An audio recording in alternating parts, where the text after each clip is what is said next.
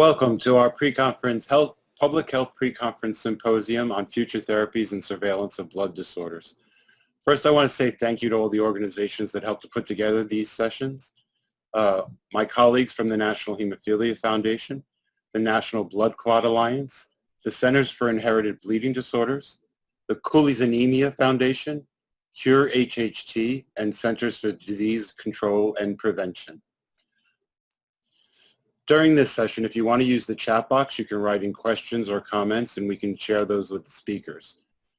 Please make sure to give additional feedback at the end by filling out the evaluation form that you will receive through an email at the end of the day today. All presentations are recorded and will be available to watch online at a later date. Just remember, when you fill out the survey, the session evaluation, please rate the session in terms of meaningful, learning new skills, how you will use those new skills, and how this session could improve in the future, and any other comments that you may have. I also want to thank our sponsor for this symposium, that's BioMarin. And so I'd like to introduce a representative from BioMarin, Jessica Kloss, Associate Director of Patient Advocacy at BioMarin. Jessica, if you would like to start your presentation. So first of all, thank you so much for having us. We appreciate the NHF organizing this meeting. We appreciate the participation of all of the organizations that worked collaboratively with the NHF to make this happen. We're very honored to be sponsors for today's meeting. As Neil indicated, my name is Jess Kloss. I manage our patient advocacy efforts relative to our hemophilia gene therapy program here in the U.S.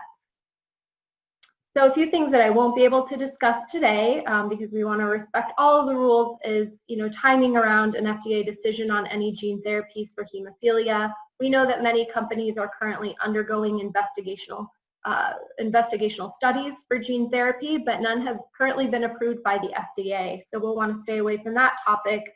And then we also wouldn't want to speculate who might be eligible for gene therapy, how much it would cost, etc. So BioMarin, we have over 20 years of experience working with the rare and ultra-rare disease community.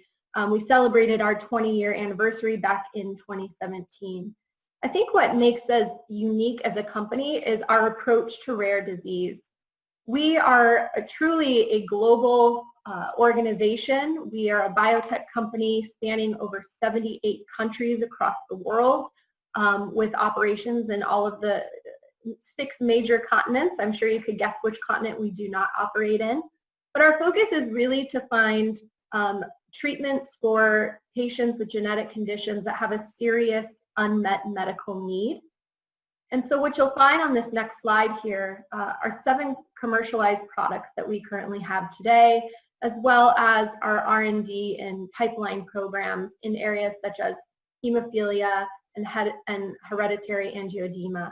So 3 of the 4 R&D pipeline programs are rooted in gene therapy, and those are investigational studies. If you'd like to learn more about any of those studies, you're free to visit our website at biomarin.com. We are also really committed to our research, and proof of that is within our gene therapy manufacturing facility that we were able to build and construct. It is one of the largest gene therapy manufacturing facilities in all of the world.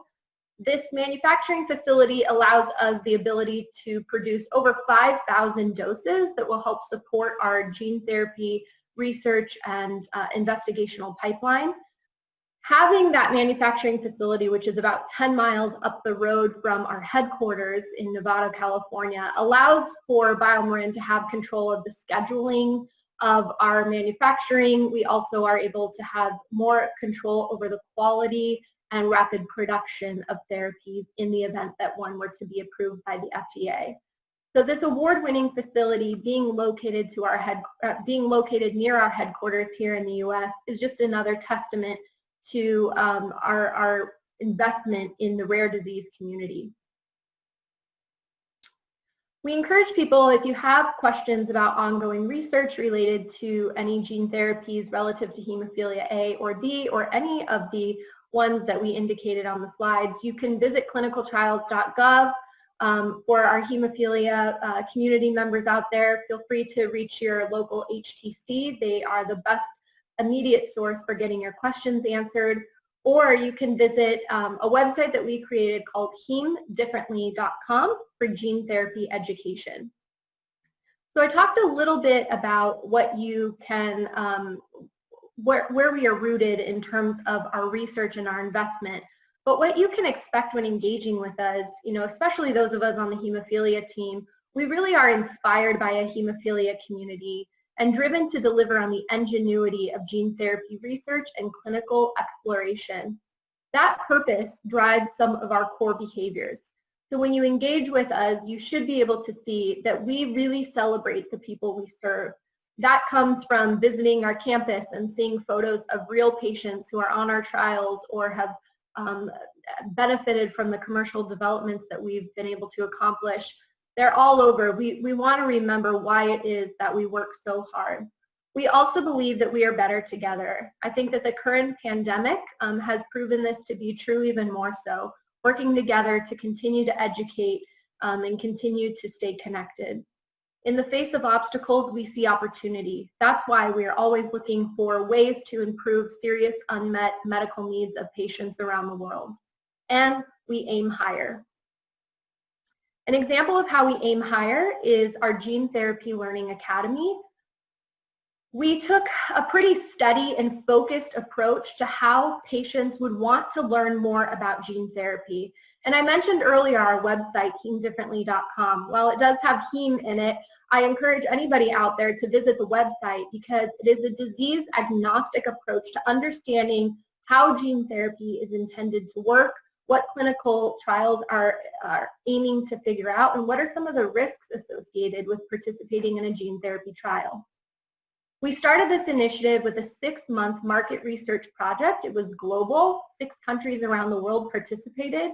We evaluated multiple stakeholders, including patients, caregivers, nurses, physicians, and advocacy leaders, such as the NHS. We were able to identify keywords and phrases that the community thought resonated with them. So instead of us determining how the gene therapy story should be told, because it's such a new and dynamic topic, we wanted to rely on the hemophilia community to tell us how that story should be told. And the findings of this research resulted in the materials that are on hemdifferently.com, as well as any live presentations that we give today. That includes, beyond the website, a live presentation. We have now switched it to virtual as well. But I do want to highlight that the website allows people who want to learn more about the science of gene therapy, specifically gene transfer. It allows them to take a chapterized approach to learning. You can either learn the very, very basics of gene therapy, which is great. Everybody should know the foundation. But if you want to take a deep dive into the content to get more of that expert level feel, you can do that as well through the website. Last, as I mentioned, we have a live or now virtual presentation. It is delivered by healthcare providers from around the country, and it allows people to have kind of that interactive learning approach to understanding the unique and complex science of gene therapy.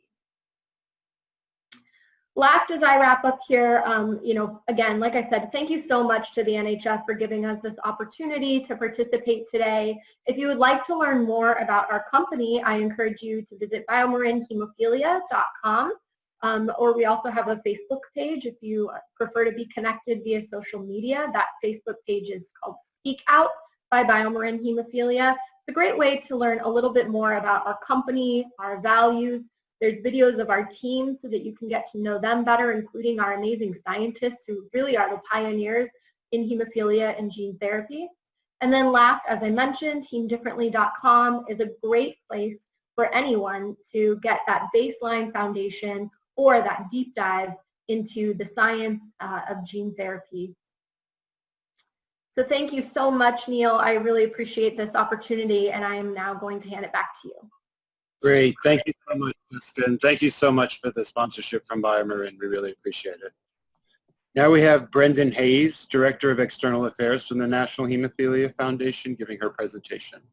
Hello, everyone. I'm super excited to be here. I've actually wanted to make sure that you all know that in addition to being the Director of Education for Innovative Therapies at NHF, more importantly, I'm a mom of 2 sons with severe hemophilia. And I know gene therapy has been a very interesting topic of conversation around my house. So about back in 2018, late 2018, we began our journey into how are we going to educate our community on gene therapy. So we felt like what we needed to do was take a multi-pronged approach to navigating the innovation. So the consumer really has to be at the core of all that we do. So, you know, we've got to make sure that we're meeting people where they are on their knowledge journey, and we've got to remove barriers to access around the educational resources that are developed. We also have to continue to support access for safe, effective therapies. And we've got demonstrated thought leadership at NHF and expertise in a variety of areas that really have been very beneficial to our program. And it's essential that we continue to collaborate with all of our stakeholders. So we decided to do a strategic planning session, and you know, we included lots of different stakeholders in this process, but one thing that we all agreed on was the patient or the community has to be at the center of all that we do. And so our goal is to promote safety and appropriate access to gene and innovative therapies for bleeding disorders community through empowerment, advocacy, partnerships, and thought leadership.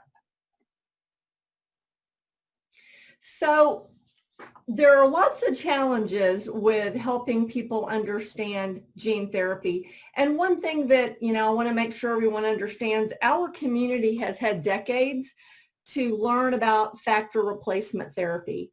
And right now what we're seeing is tons of innovation. And we've got to, you know, really keep that patient in mind in terms of, you know, they're being inundated with information. The challenge, I think, is that from a patient perspective, we've got more questions than answers, and these answers sometimes keep changing as we learn more. Also, depending on who you speak to, you may get a different answer to one of these questions. I'm not going to go through this list of questions, but I will say that one of the things that we have done at NHF is we've created a list of frequently asked questions, and we have worked with numerous stakeholders to come up with what we feel are the best answers to those questions, and we've done that with many of these.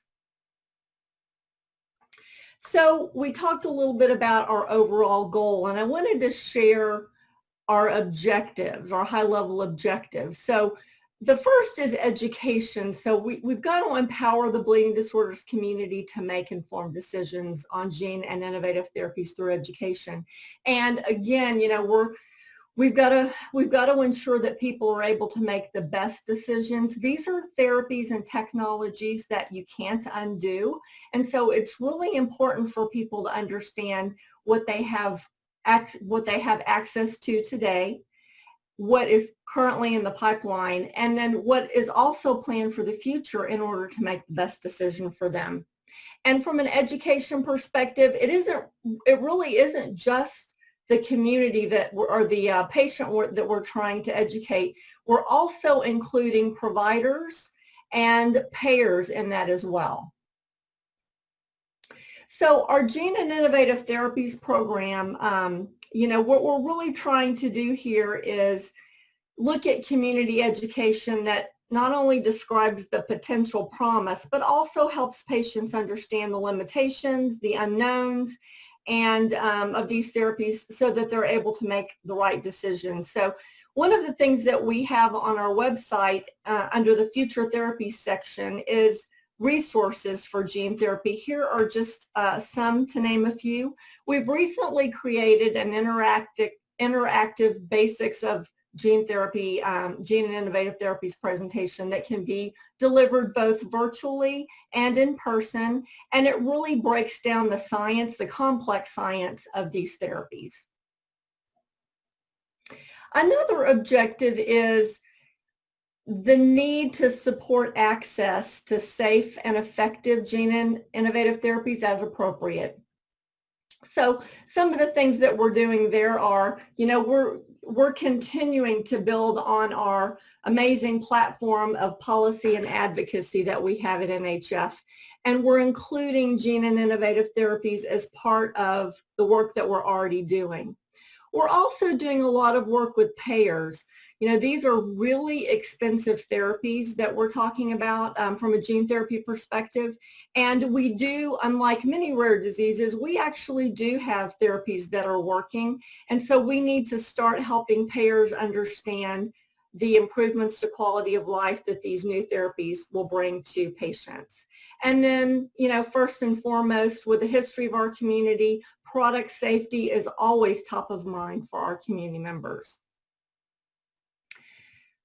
Another objective is to advance learning and thought leadership in gene and innovative therapies. So really, from this perspective, it's important that, NHF is one of the first, or I should say hemophilia will be one of the first large groups, large populations of patients that will have access to gene therapy. And so we really want to take a leadership role at NHF and make sure that we're interfacing with other organizations. Also, because hemophilia is one of the first gene therapies out of the gate, so to speak, for a larger population, we have lots of people who are very interested in doing education. So we all know that we all go to Google when we want to learn something new, and our patients are going to be getting information from a variety of resources, not just the NHF website. So it's important that we're working with all these organizations to ensure that we have common messaging so as to not confuse patients. And so here are just a few that we're working with. We're working with the World Federation of Hemophilia. We're participating in their Gene Therapy Roundtable. The Alliance of Regenerative Medicine Foundation, we are working with them and are on their Nomenclature Summit Steering Committee. The ASGCT, American Society of Gene and Cell Therapies, we collaborated on a video on gene therapy for hemophilia. We're also working with Massachusetts Institute of Technology, their new DIGS Focus Initiative. And this is really ensuring that we are providing input on, the payer and policymaker perspectives. And then finally, the Faster Cures organization, we're providing subject matter expertise in a variety of areas, including data. Objective 4, so our partnerships, so creating and seizing new opportunities through collaborative partnerships. On this one, it's really, working with other organizations to support patients. And so we're working with the Hemophilia Alliance to help, and the Hemophilia Treatment Centers to help create a sustainable model of care.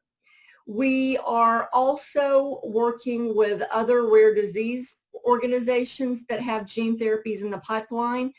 One of our hopes is that we can pull together a group that would actually, that we would all come together as stakeholders and ensure that patients collectively are getting great education. And then always trying to create platforms to incorporate the patient voice, and Michelle Whitcott will be explaining a little bit more about our tool when she presents. And then finally, from a public health perspective, just wanted to throw out some additional considerations for all of us to think about. So, I think we have to think about things like, what are the long-term data needs?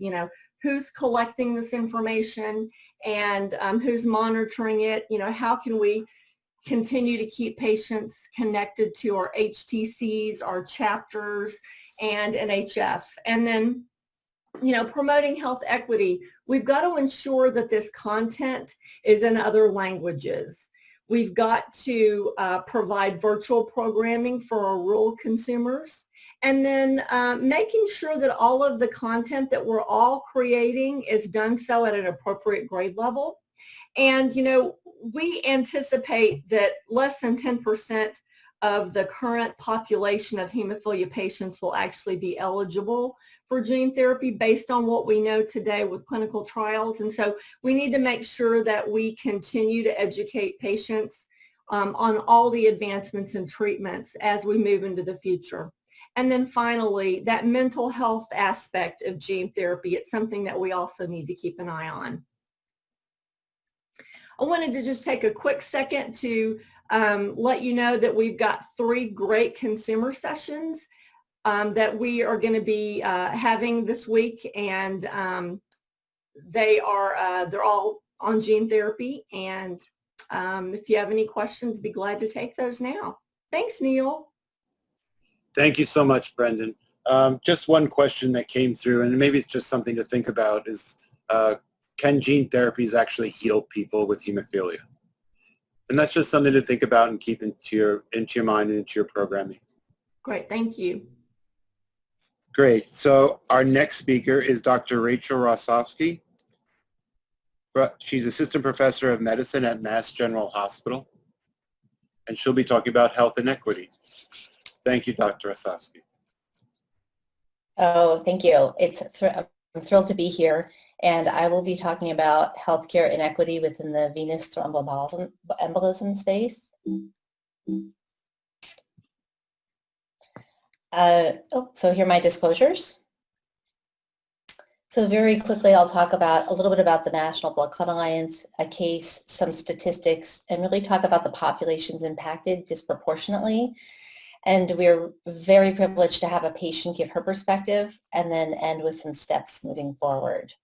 So first, I'd like to thank the National Blood Clot Alliance for asking me to present this talk. The National Blood Clot Alliance is a 501c3 nonprofit voluntary health organization that's really dedicated to advancing the prevention, early diagnosis, and successful treatment of life-threatening blood clots. It works on behalf of people who are susceptible to blood clots, no matter what their race, age, gender, or populations. And it really accomplishes its mission. Its backbone is to build public awareness, educate patients and healthcare professionals, and really promote supportive public and private sector policy. So thank you. So I thought I would start with a case. This is a 20-year-old African-American college junior who presented to her institution's health services with 2 days of progressive right calf pain. It was so severe she couldn't walk. She was told it was a pulled muscle and to use some heat and ibuprofen, and made a 3-day follow-up later. But the following evening, she became acutely short of breath, called back the health services, and they advised her that she should follow up on her planned visit. So she called her mother, who said, "You immediately need to go to the emergency room." And she did. In case you're not a radiologist, you can see these very big blood clots in both sides of her lungs. She had started oral contraceptives 2 months prior, and she had a family history of blood clots.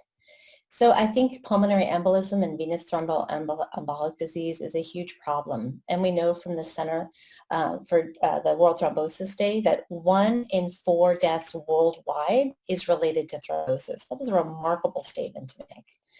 We know in the United States, it's the 3rd leading cause of cardiovascular death, with 2 million DVTs, 600,000 PEs, and 100,000 people are dying from PEs, with a huge estimated cost of billions of dollars.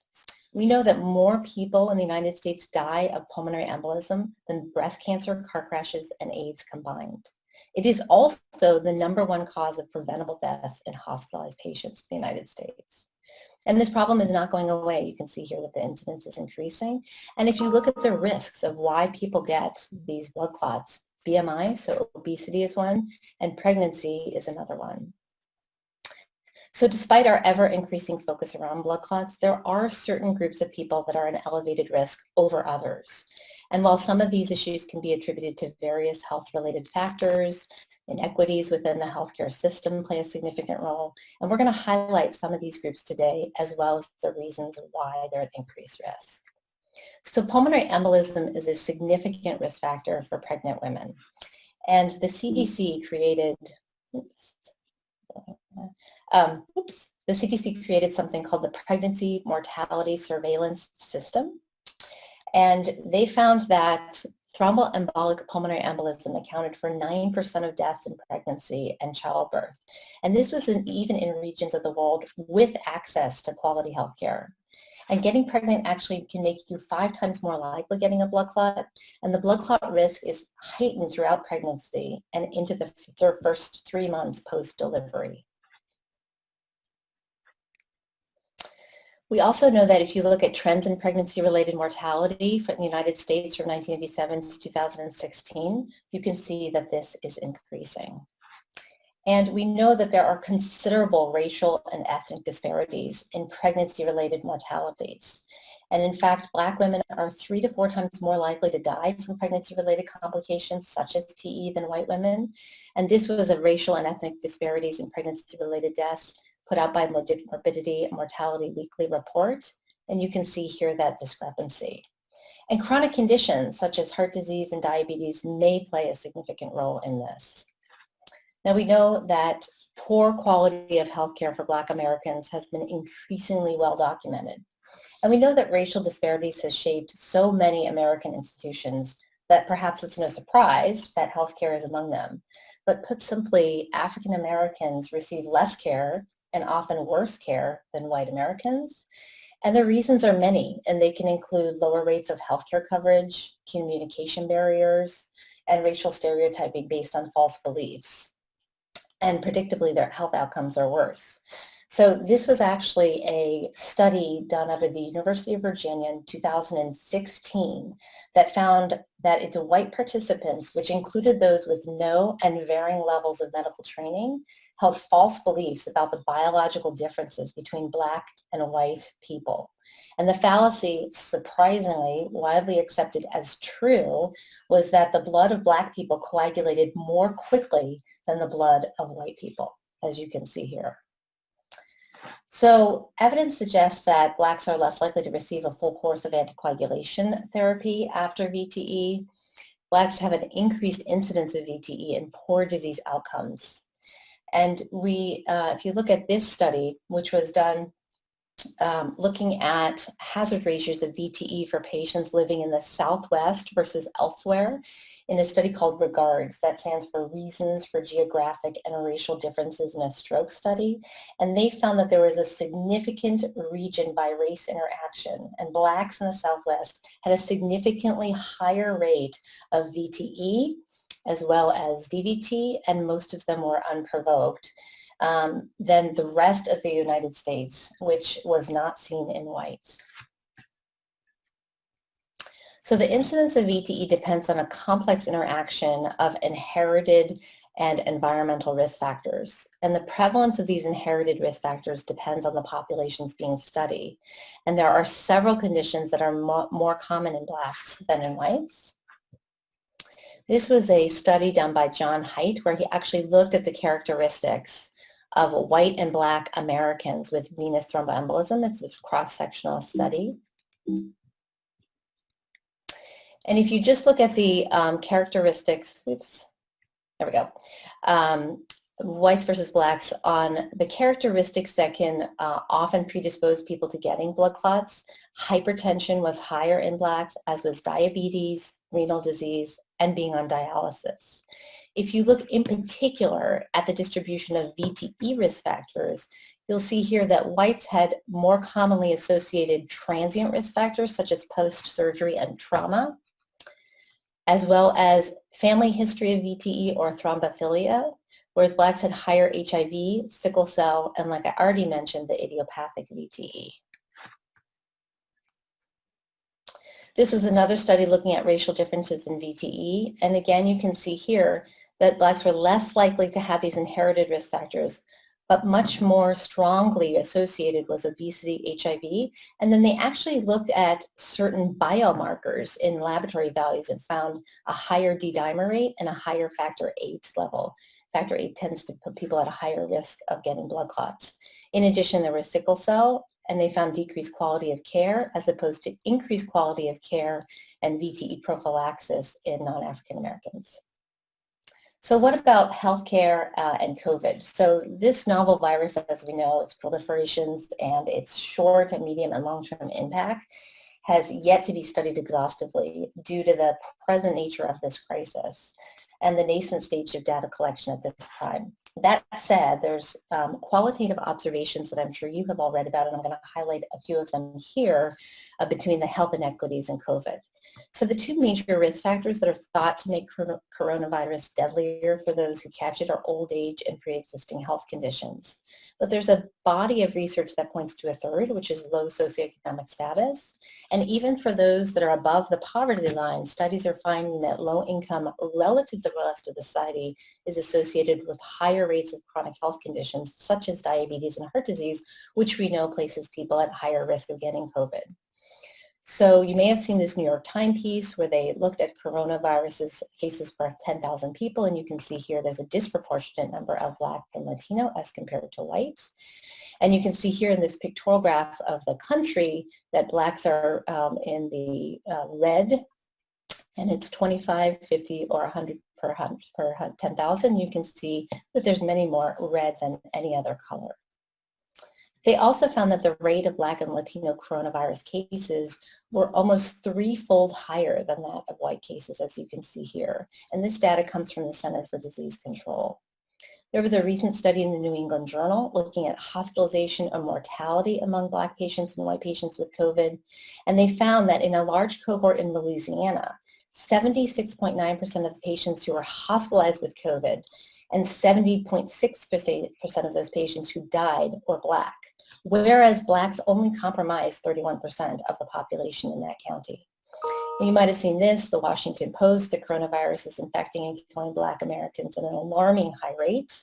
This was based on a study that was put out by Dr. Yancey and JAMA just a little bit ago.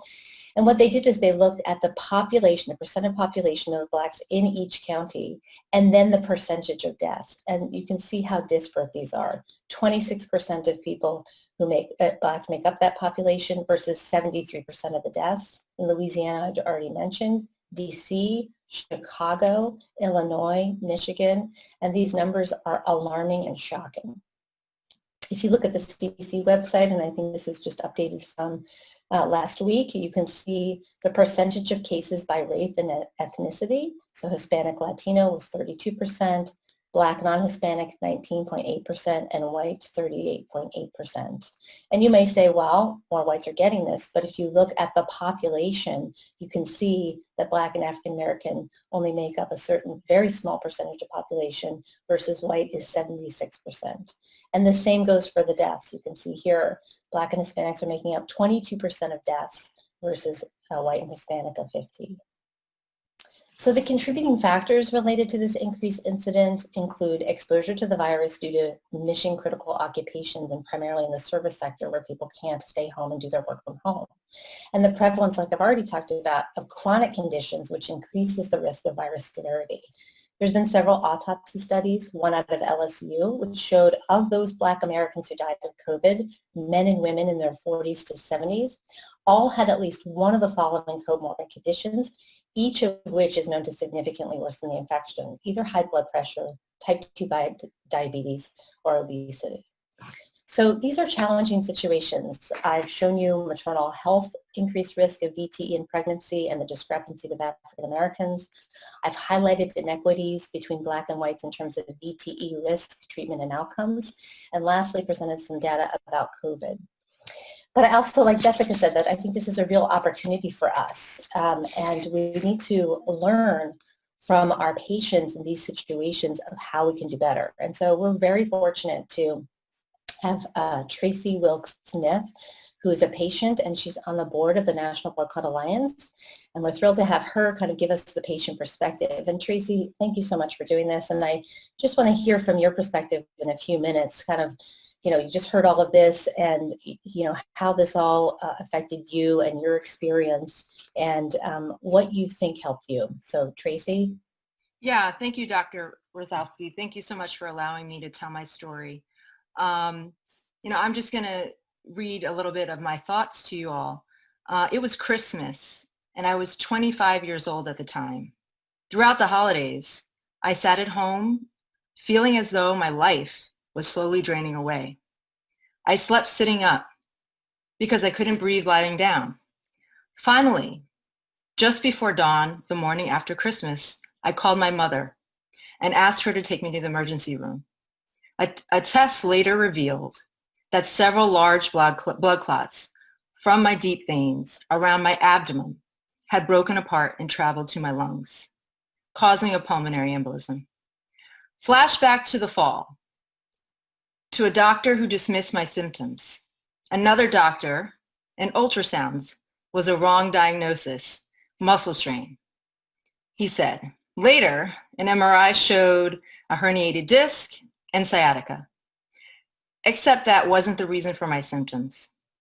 Then drugs and the increasing pain despite them, followed by more ER visits, and then Christmas. I'm lucky to be alive because I knew I was on my last breath. If I could offer just one thing to help other people, especially those who have factor 5 Leiden or factor 2 Leiden as I do, I'd want them to know what DVT looks like and feels like. Please be aware of the pain, redness, or swelling on your legs and the symptoms of DVT. As an African American woman and on oral contraceptives at the time who was misdiagnosed for 6 months, I hope that my story sheds light on the disparities among certain communities. And I hope that it also stresses the importance of advocacy for your health. This story is just way too common. Thank you. Tracy, thank you so much for sharing that. And I do think we have another minute or so. I'm just wondering, that was just so incredibly powerful. And I think you hit on so many of the issues that present patients. What was the thing that helped you? What helped me was that in Christmas, as I mentioned, I actually went to a doctor who sat down and really listened to my story, who took the time out to pay attention to the symptoms, to understand my family history. My family history is actually a history of clotting. I'm an African American female. I was on blood contraceptives for over 8 years. My father had suffered from blood clots. My grandfather had potentially died from a blood clot. All of these things could have been found out much earlier in my process. So I was fortunate to have a doctor to really listen and pay attention to my story. Tracy, thank you so much for sharing that powerful event in your life. And I feel fortunate to know you and get to work with you. So thank you so much for sharing that. So the National Blood Clot Alliance does have a lot of resources for patient and the public, and you can go there and learn about it. And that's how we got Tracy involved. So I think there's a lot of things that happen, and what Tracy mentioned is actually someone took the time to stop and listen to her symptoms. And what she didn't tell you is that she had gone through numerous, she did mention this a little bit, but in hearing her story, number of really irrelevant and tests that didn't need to happen, and someone just really needed to stop and listen. So I think to reduce disparities will require participation in multiple systems to address the factors affecting these. Hospitals and healthcare, we need to implement standardized protocols and quality improvement initiatives, especially among facilities that serve disproportionately affected communities. And we need to identify and address those implicit biases in healthcare that would likely improve patient-provider interaction, health communication, and health outcomes. Oops. I'm not sure if you saw this, Melinda Gates, just a few days ago. Sexist and incomplete data hold back the world's COVID response. And she was saying that, this disease is attacking all humanity, though not equally. And we really need to understand the different experiences of populations and learn about how COVID affects all people, especially women of color. I haven't seen very much about that at all. And she goes on to say that countries really need to collect and report this data on cases. We need governments and organizations to use current and future data collection really to try and close these gender gaps and to rebuild now as we prepare for future emergencies. And we really need to invest in the ability of our national statistics to collect, to segregate and analyze this data. And we really must commit to using gender data to develop and implement evidence-based policies. So data collection is critical. And the future steps are really to quantify this substantially about what's been qualitatively observed. And to that end, I'm pleased to announce that the Medical and Scientific Advisory Board of the National Blood Clot Alliance with CDC is currently preparing a data registry to collect coagulopathy data on people with COVID-19. And part of this registry is going to include data on race, ethnicity, socioeconomic status, and demographics. And really, we're trying to enhance the role of our advocacy to be mission specific, but also with an additional specialization and focus on healthcare inequity. Patient and physician advocacy, promote public awareness and public policy, thought leadership, and really sponsor scientific studies and educational seminars like this. So for healthcare professionals, there's the National Blood Clot Alliance, there's the Pulmonary Ambulance Response Team at perconsortium.org, and they have just started a COVID-19 and PE registry, and I encourage you, if you see patients with COVID and PE, to join that. You don't even have to be part of PERT. The Anticoagulation Forum and North American Thrombosis Forum also have great information. There's also one other one that I should mention is something called the Cancer and Consortium CCC19, and they are actually looking in particular at disparities in cancer patients with COVID-19.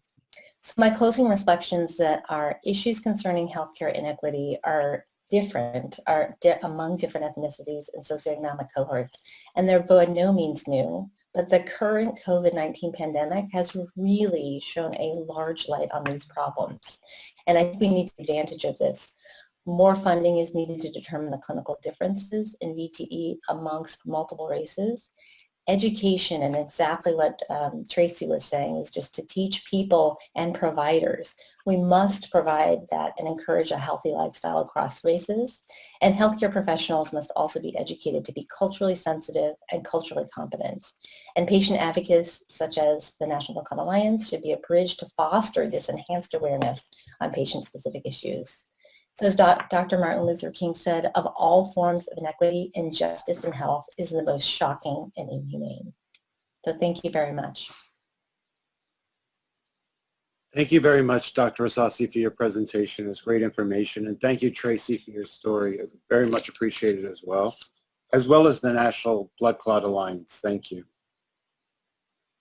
We'd now like to move on to Dr. Diane Nugent from the Center for Inherited Bleeding Disorders. She's the Executive Officer, Board President and Founder, and President and Medical Director of the Center for Inherited Bleeding Disorders. Thanks, Dr. Nugent. Thank you, Neil, and congratulations on a great session. I'm really enjoying it and learning a lot. The speakers have been just great. So, and thank you for including me. My talk will be very short. I've been asked to briefly update people on certain surveillance and HTC sustainability issues here in California. And of course, we are a little bit of a canary in the cage. I know that regionally across the country, some of these issues are shared by my colleagues and our fellow providers. So we'll get to it. I have no disclosures except to say that I binge watch Gardener's World with Monty Don. And if anyone's a gardener and you haven't seen it, you've got to see that. It's a great show. And sorry that that will now cause you to be addicted to. There's, as you just heard from Rachel's talk, there's no doubt that every single center, probably every single person that's participating in the session has been impacted by COVID in one way or another. And our HTCs in California, where we were initially doing a good job with spacing and social distancing, we're now experiencing our surge as well. And just if anyone thinks that this doesn't impact children, here in Orange County, our hospital has had over 700 children test positive. Of those, approximately 200 or plus or minus kids have been admitted to the hospital. And we've had roughly 20 of those patients, so 10%, really mirroring the adult population, who have been admitted to the ICU, have had to be ventilated. We've had them on remdesivir. They've gotten convalescent plasma. Fortunately, we have not lost one of those patients. But to Rachel's very, very important point, all of the patients that we've had admitted have been Hispanic, and they've all had BMIs of over 40. In other words, they are morbidly obese. And of course, many of them didn't realize that they had type 2 diabetes. And so it couldn't be more real to us every day going into the hospital that this disorder does impact children as well as adults. And so that trickles down to our clinic. We see children and adults in our center, and our HTCs, of which there are 11 in California, 14 in our region, have all, of course, noted a significant reduction in patients coming to clinic. In the March and April, it was down to about 80% reduction.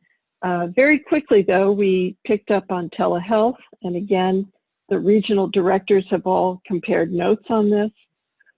We've been able to not only see the patients virtually through telehealth, many of us have now using waiting rooms and using different techniques that have been afforded us on telehealth are able to do even a comprehensive evaluation. Our physical therapists in our region are phenomenal. They've been able to do, for a child without a major joint disease, have figured out a way to do a physical therapy evaluation over telehealth. And in addition, importantly, most of us have been able to do our portion of that comprehensive care visit online as well. Nothing replaces a physical exam. We tell all of our patients if they're clinically sick or if they have significant joint disease, we are continuing to see those patients in clinic. But there's definitely been a drop, and we're all looking forward to a time when we can do in-person comprehensive care. But there's no doubt that we're never going to go back to pre-telehealth. And our center was doing telehealth before. About 15% of our visits were telehealth, and we think after this is over, probably a quarter of them will remain telehealth. The patients love it. We actually feel more engaged with the patients, and it seems to be a good solution for patients who are geographically distant. It does create major case management challenges, though. For our case managers, the follow-up after a telehealth visit is significantly more complicated, and we've actually had to hire extra case managers just to help facilitate this. Across the nation, there's quite a bit of variation in reimbursement, which when it comes to sustainability is really critically important. So we're looking at the impact of that across the country with each region and doing surveys to really try and understand how that's impacting sustainability.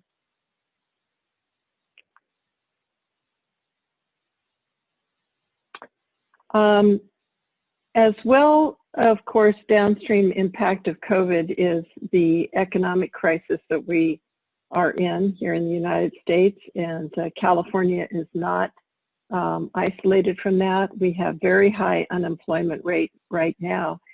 Probably most of you saw the impact on the gross national product, which is apparently dropped by 32% the last quarter. In our area, this has had an impact. People have lost their insurance. They're fearful to come in to the ER or to our clinic. We're a freestanding safety net clinic, so we sent out massive messages, letters, social media to everyone saying that if you've lost your insurance, you can still come into clinic. So we've had a significant bump in patients without insurance. This has obviously impacted our undocumented population as well. And just as Rachel described before, there is a very big skew towards African American Hispanics as far as the individuals that are unemployed now. And as we all know, as of today, people may be losing their protection as far as where they live rent protection, and they're becoming very food insecure. So with all of that, our social worker and many of us have been addressing stress, depression, difficulty, people living out of their car. It's very difficult for you to talk about your weekly Hemlibra shot if you don't have any insurance. And California, we have covered California to help with the uninsured, but now our state is very much challenged because they are going into the red because of COVID. So we're all going to have to roll up our sleeves and figure out a way to address this issue for our patients. And I do know I'm speaking probably to many of you who are facing a similar situation. The blue states are ones that expanded Medicaid through the ACA, and this is the number of states that actually have the blue states are the ones that expanded Medicaid, and this really had a positive drop in the uninsured as of 2018. The orange states, many of which we've heard in the news, have also been significantly impacted by COVID, are more challenged. There's more uninsured, and they're facing even greater stresses in this situation. Now, this was, let me point out, as of 2018, and we saw a really great drop in the number of uninsured across our country. And this is in the non-elderly population. Obviously, Medicare has protected our elderly folks.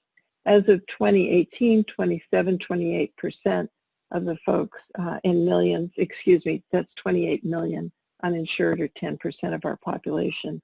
This has changed significantly.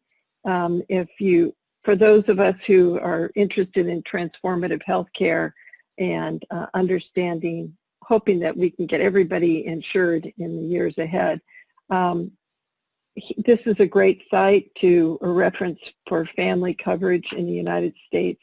But the pandemic has had a huge impact. This was just as of July 16th when I was preparing this talk.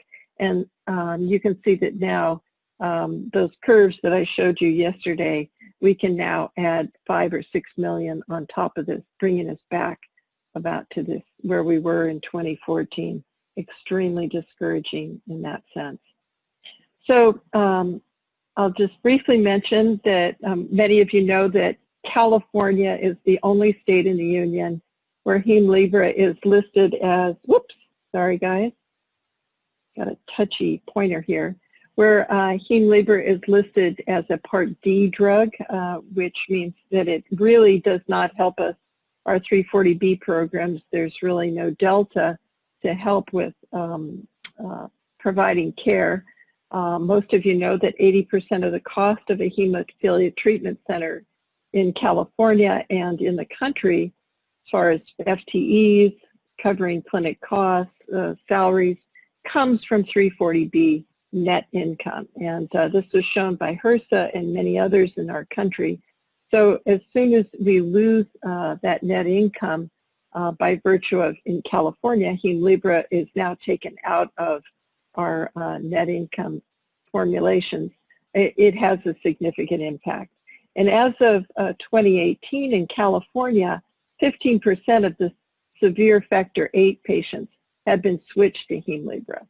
And the range at that time was 3 to 33 patients. And so we decided to do a prospective survey every quarter asking folks who, to give us insurance information and in an ongoing way demonstrate how many patients in California were being switched in their HTCs to Hemlibra and what impact that might have on sustainability. And this is after 4 quarters. This data was summarized in early 2020 and reflects data through December, so no COVID effect here. But over time, let me just say that each of these rows represents a different HTC in California. I'll just tell you that this is my center, CIBD, and at the end of that year, we had 55 patients that had switched to Hemlibra. It represents about 36% of the total number of severe patients. Many of them, 14, had not already been tolerized, obviously. That was their inhibitor status. But what this shows is that we have many of our factor VIII severe patients have opted to go on to Hemlibra even without an inhibitor. And so it's been highly, very popular in our group. We've encouraged it particularly to avoid line place, central catheter placement. And it really is a paradigm shift for our patients and very positive. And so we saw significant growth. Some centers were as high as 52% of their patients. This is, I won't identify other centers. Others, which I must say were primarily adult centers, had less of a shift. And this, we asked them specifically was, did you have a discussion? Did you offer Hemlibra? And many of the patients, our older adult patients, have chosen just they're comfortable with their infusion now and are happy not to change. But we will continue this survey and keep you updated. Insurance-wise, again, here we are with the second row. I'll just identify our CIBD center. It really broke out 50-50 pretty much between people with private insurance versus those not.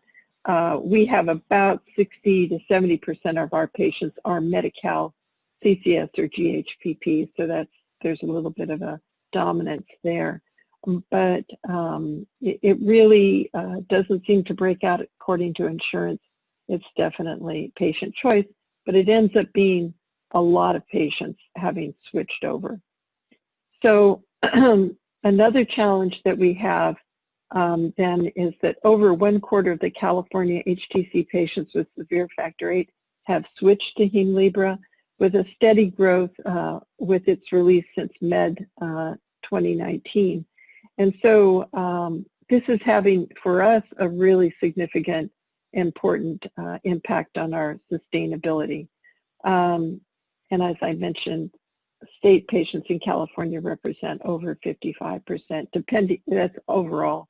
And depending on the center, some people have as many as 85% state patients. And so for them, it's even greater critical challenge. This results in access barriers for our HTCs.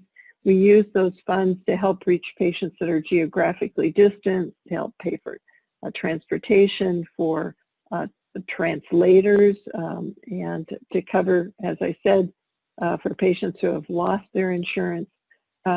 Many of the managed care groups have closed networks. They're very strict about where they allow the patients to go. This is true for both private and public managed care. Rare disease, so we don't have a whole lot of patients going to Sacramento. Doesn't make a huge impact, except when we point out the cost of care for these patients, and then everybody pays attention. We do use our 340B funding for workforce shortages, and as I mentioned, many of our patients, our providers are paid for by our net income from 340B. Reimbursement is low and unstable, of course, and so outpatient care is always tenuous, and we're always looking for new ways to deliver care. And fortunately, telehealth right now is being reimbursed adequately, but it in no way, it covers the physician or provider interaction, but it in no way does it cover the true cost of care for our physical therapist, social worker, behavioral health, and so that's really an important thing to remember. Of course, there are new products in gene therapy, which are we always continue to talk about it as risk to reimbursement. So again, we are stuck with it right now, a business model that is tied to pharmacy dispensing, and we really need to get away from that. There's no doubt about it. The final challenge in California that I should bring up is that we do have a new reimbursement model, even for our Part B drugs, so the traditional 340 clotting factors in our 340B programs. Up until July 1st of this year, we were getting reimbursed at 20% add-on for each order, but now that has been reduced to 0.4 cents per unit. So roughly a 30% reduction, just over 30% in reimbursement. We hold ourselves lucky, however, in that reimbursement to home care companies went from 20%, they had the same markup, to 4 cents per unit. And the state decided to do this because they truly do recognize that the care coordination, disease management, and so on is being done by the HTC. However, one thing that's happened is that they do allow the home care companies to provide factor at non-340B rates, which actually restores the delta and improves, actually, and increases their reimbursement. And the state has restricted all of the HTCs to only using 340B pricing. So again, we're at a disadvantage now to the home care companies, and a striking disadvantage as far as what we're getting paid. So we are, once COVID lifts, we're putting on our advocacy shoes and marching back up to Sacramento.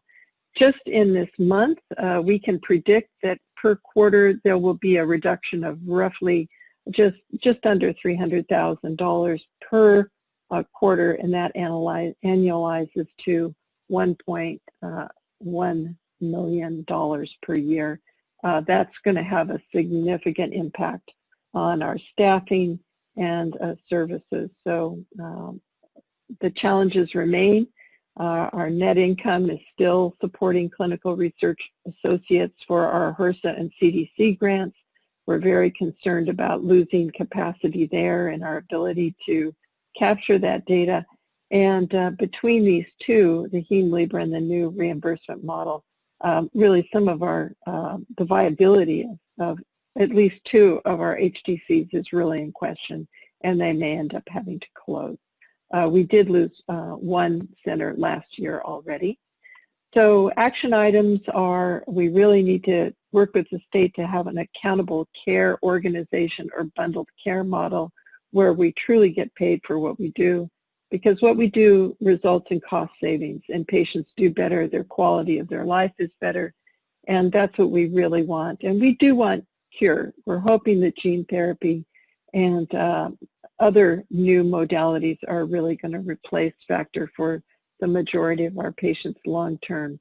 And for this reason, our HTC and many others are broadening their scope, including many other rare disorders, sickle cell, etc. Certainly we've all been doing thrombosis for a long time. So that's my 15 minutes, and I want to make sure and recognize the time, but we'll be open to questions later. And I thank you for your attention, and I hope everyone enjoys the meeting. Thank you so much, Dr. Nugent. So let's move on to the next presentation. This was a presentation that was put together by the Cooley's Anemia Foundation. And it's Dr. Jean Boudreau, and she's the director of the Comprehensive Thalassemia Center, Children's Healthcare of Atlanta. Dr. Boudreau. Yes, thank you very much for inviting me to talk. I appreciate the NHF and Cooley's for this opportunity.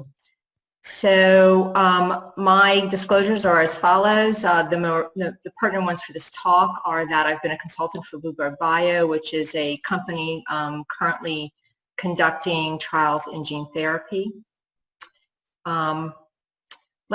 Neil, let me ask you, my screen, is it's not in slideshow mode, is it? There we go. Nope. Let me switch it over, sorry. So Bluebird Bio is a company, as I said, who's conducting gene therapy trials, and I've been a consultant, and Sangamo Therapeutics, who is conducting gene editing trials currently at my institution. So what is thalassemia? It's an inherited disorder that involves the genes that code for the protein hemoglobin, which is the main protein in the red blood cell. Thalassemia is common in parts of the world where malaria is prevalent. That includes North Africa, the Mediterranean, India, China, and Southeast Asia. And it causes varying degrees of anemia and iron overload. It does this via ineffective erythropoiesis, which is a fancy way of saying suboptimal red blood cell production, through hemolysis, where the thalassemia red blood cells die earlier than normal red blood cells, and through the dysregulation of iron control, which leads to significant iron overload. So I think it's kind of helpful to maybe compare thalassemia and hemophilia a little bit, so we can get a nice playing field. So thalassemia is an inherited disorder through an autosomal recessive mode. There are greater than 200 known mutations. And hemophilia, as you know, is an X-linked disorder with more than 1,200 mutations known. We talk about a spectrum of disease in thalassemia. There's thalassemia trait, non-transfusion dependent thalassemia, and transfusion-dependent thalassemia. And in hemophilia, we talk about mild, moderate, and severe disease. There are types of thalassemia: beta thalassemia, alpha thalassemia, E-beta thalassemia, and in hemophilia, factor 8 or hemophilia A, factor 9 deficiency, hemophilia B, and factor 11 deficiency, hemophilia C. In both diseases, the onset of symptoms varies and is dependent on the severity of the genotype. The mainstay of treatment in thalassemia is packed red blood cell transfusions, usually every 3 to 4 weeks, which leads to iron overload. Patients then have to begin taking iron chelation medications, which are either by mouth or IV or sub-Q. There is a new drug that's currently available for adults only, which has helped reduce the amount of transfusion and the amount of chelation needed, but does not stop it, and that's riblozo or luspatercept. For hemophilia, the mainstay of treatment has been on-demand factor replacement, prophylaxis, and as an example, one of the newer drugs, Hemlibra. The risks of therapy in thalassemia is, the most significant risk is iron overload. But we also do see alloantibody formation against red blood cells, which makes further transfusion difficult. And these transfusions are life-saving in transfusion-dependent thalassemia patients.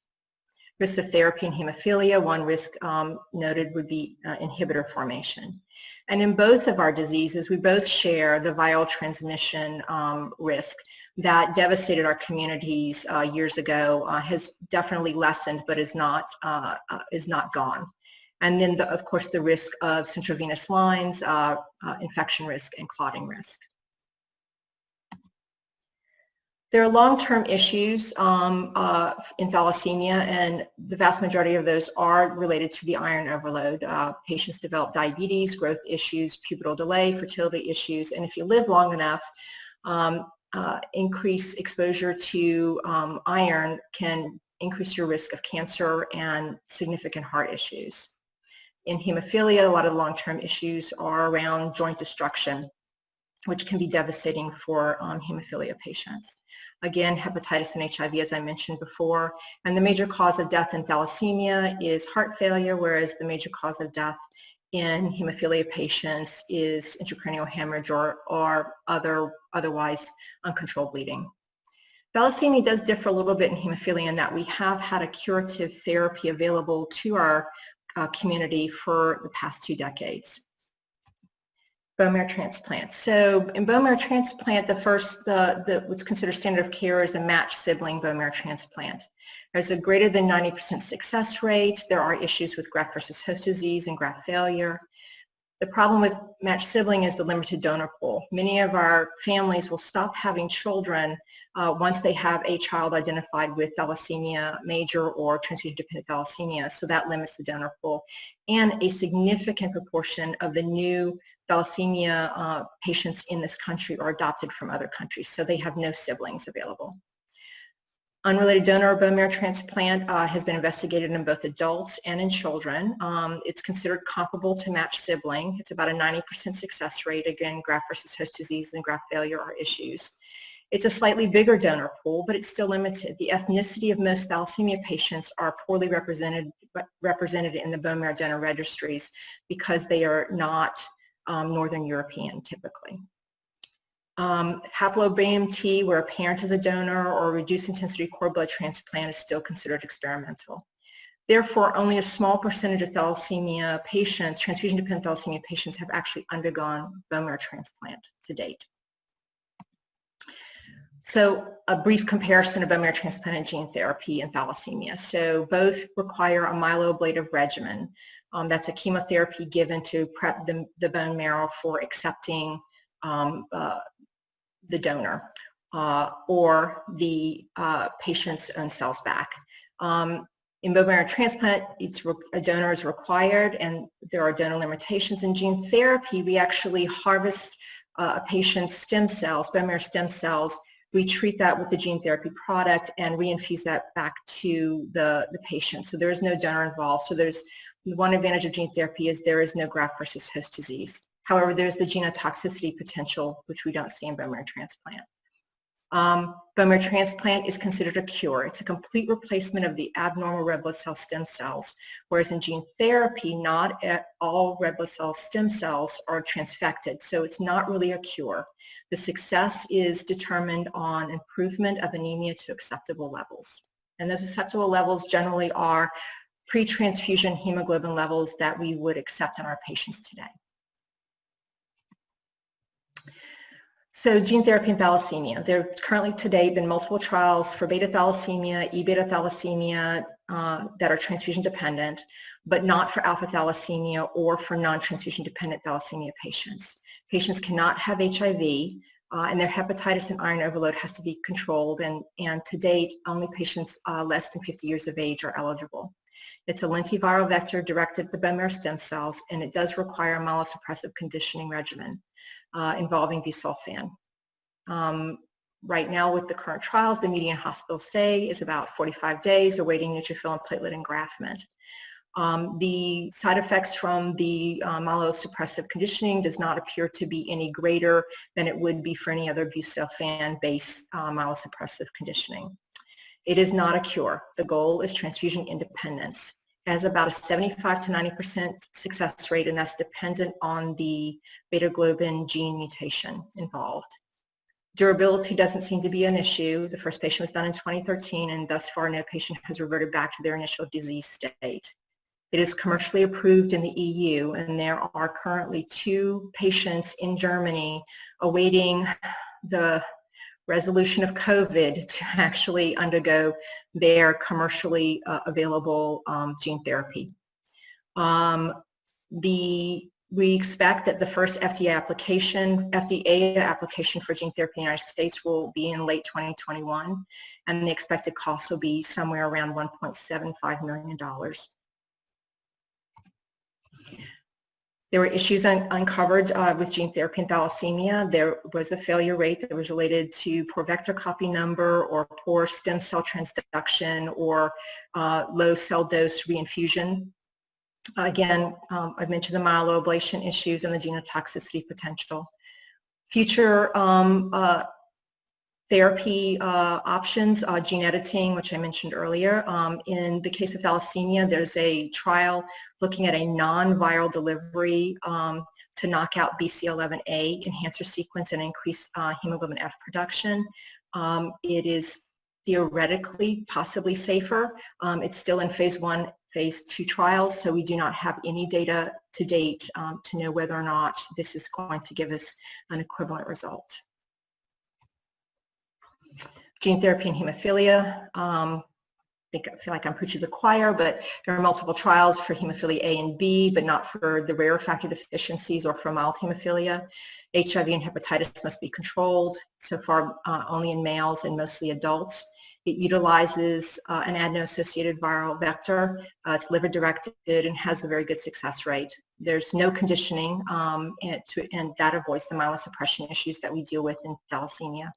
Again, it's not a cure per se, because the goal is just to increase factor levels to where you're unlikely to have a spontaneous bleed. At least one product is currently at the FDA seeking approval, and according to the internet, the expected cost may be between $2 to $3 million, but that's unclear. So some of the issues that have come to light may be issues of durability. There might be a loss of correction after 8 to 10 years in hemophilia A, maybe longer in hemophilia B. And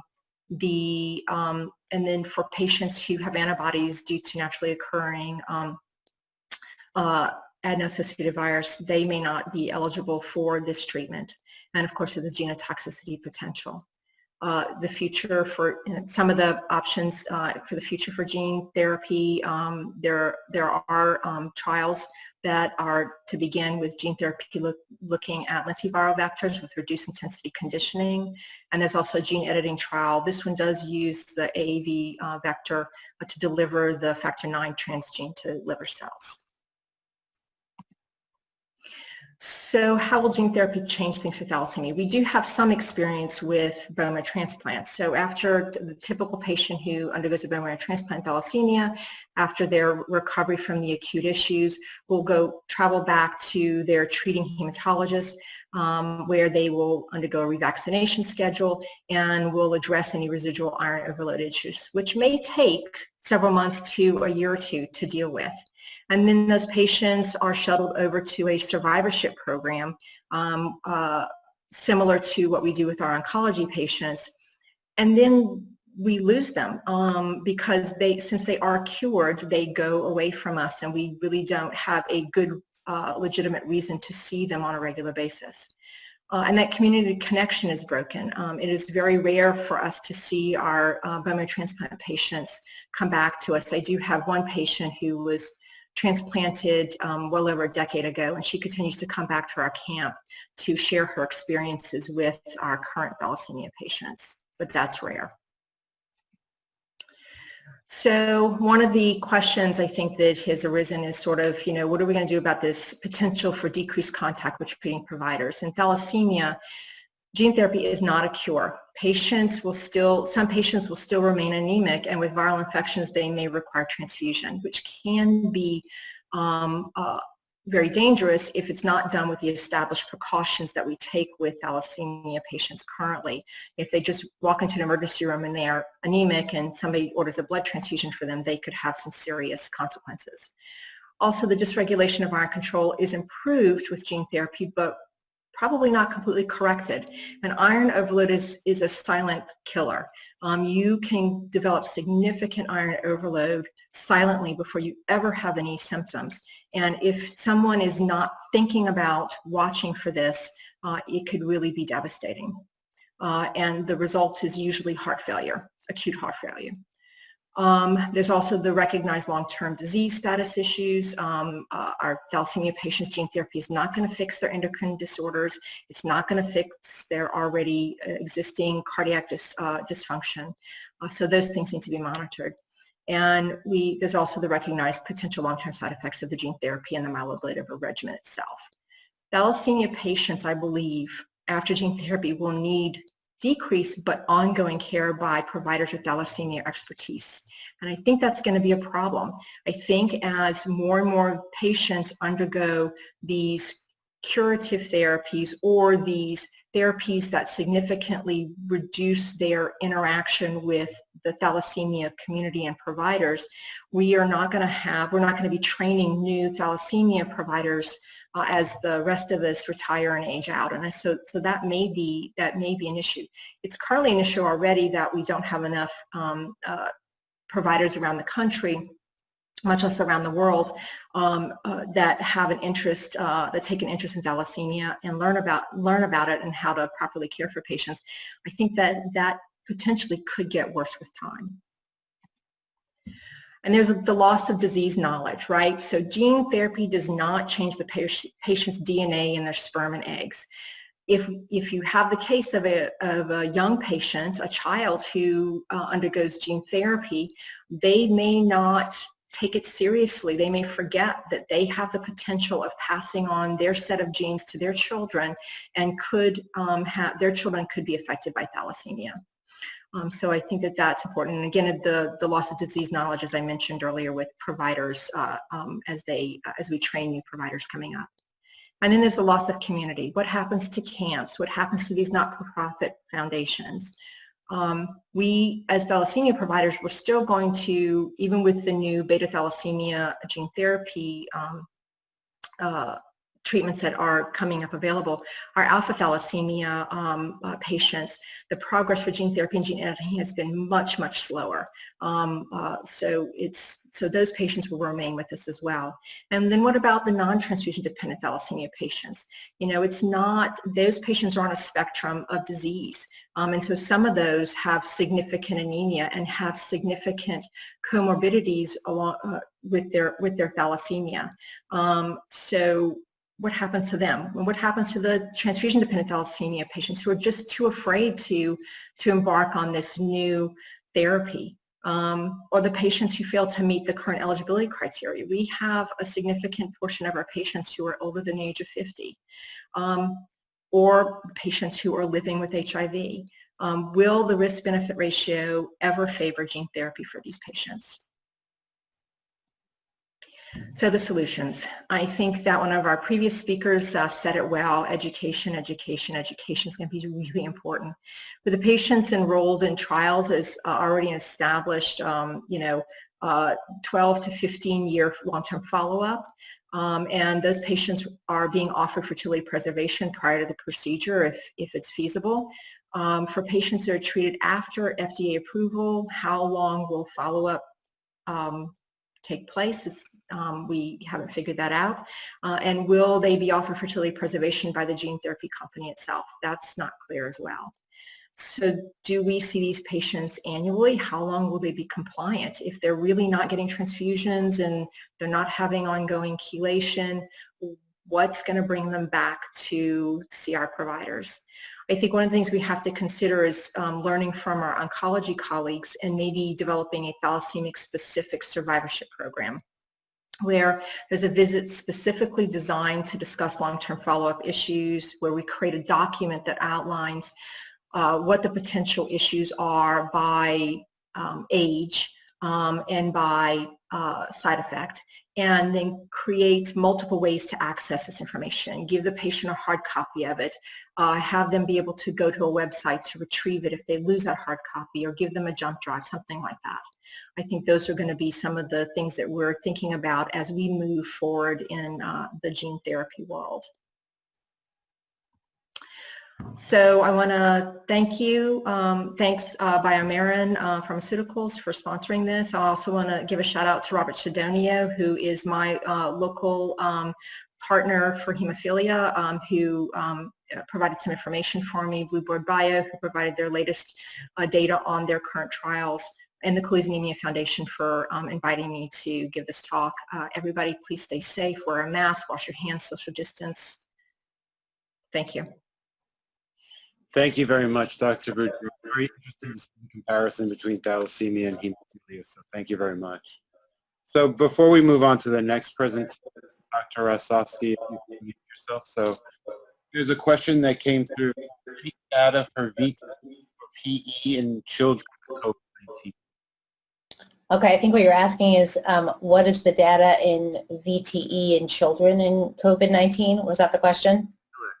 So there's very little data about that. As we know, kids are much less likely to be affected by COVID-19. They're not in one of the high-risk groups. However, having said that, if they are in one of the high-risk groups, people should be aware of that. So when kids present to the hospital and with COVID, we kind of know what we want to do with adults. They all get prophylaxis. They all get certain labs. There's still some controversy about what the dose of prophylaxis is. But in kids, there's not a lot of stuff. And there was a recent guidance document that was published. And what they are focusing on is whether or not kids have an increased risk. So personal history of thrombophilia or VTE, if they have central lines, if they've got decreased mobility, if they have burns, if they have active malignancy, if they're on estrogen therapy, if they're obese, if they've had recent surgery, if they have sickle cell, those are considered those high risk.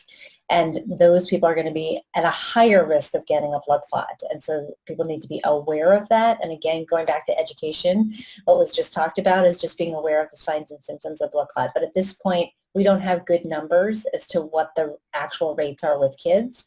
But hopefully we'll get that as we get more and more data about COVID. And then just so you know, if people are interested, it's in Pediatric Blood and Cancer. It just came out like three weeks ago. COVID-19 anticoagulation recommendations in children is what it's called. And the lead author is Michelle Lowe, L-O-I. Great. Thank you so much, Dr. Rosowski.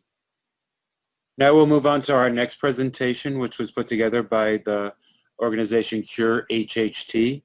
And it's Dr. Raj Kasturi, the director of the HTC and HHT Center for Excellence, the University of North Carolina at Chapel Hill. Thank you, Dr. Kasturi. Thank you very much, Neil, and my thanks to the National Hemophilia Foundation for giving us the opportunity to be a part of this program. It's been great. Over the next 15 minutes, I'd like to talk with you all about a slightly different bleeding disorder and share with you an exciting project that I've been involved in collaboration with Cure HHT and the CDC, which refers to multidisciplinary HHT care through hemophilia treatment centers. And none of this would have happened without yeoman efforts from Cure HHT, which is the advocacy group for this disease internationally. Okay, my disclosures. I have no conflicts of interest to disclose that are relevant to today's talk. Here's what I'd like to cover. I'd like to introduce HHT as a disease to all of you, talk about some challenges and needs in caring for patients and families with HHT, and then talk about this pilot study. So what is HHT? It's an autosomal dominant multisystem blood vessel disorder. So it's a disorder that develops because of a defect in blood vessels that lead to the development of abnormal dilated blood vessels at the level of the capillaries called telangiectasias. And patients can also develop abnormal blood vessels in internal organs, which we refer to as arteriovenous malformations. So if you look at it from a bleeding disorder standpoint, this is a bleeding disorder, not because there is a plasmatic coagulation factor defect, but more because of loss of integrity of the blood vessel wall. There is a wide range of clinical manifestations and presentations, as we'll discuss shortly. How common is this? The prevalence of HHT is believed to be about 1 in 5,000 people worldwide. So we have about 75,000 people with HHT in our country. There seems to be a slight female preponderance. About 60% of all reported cases are in women.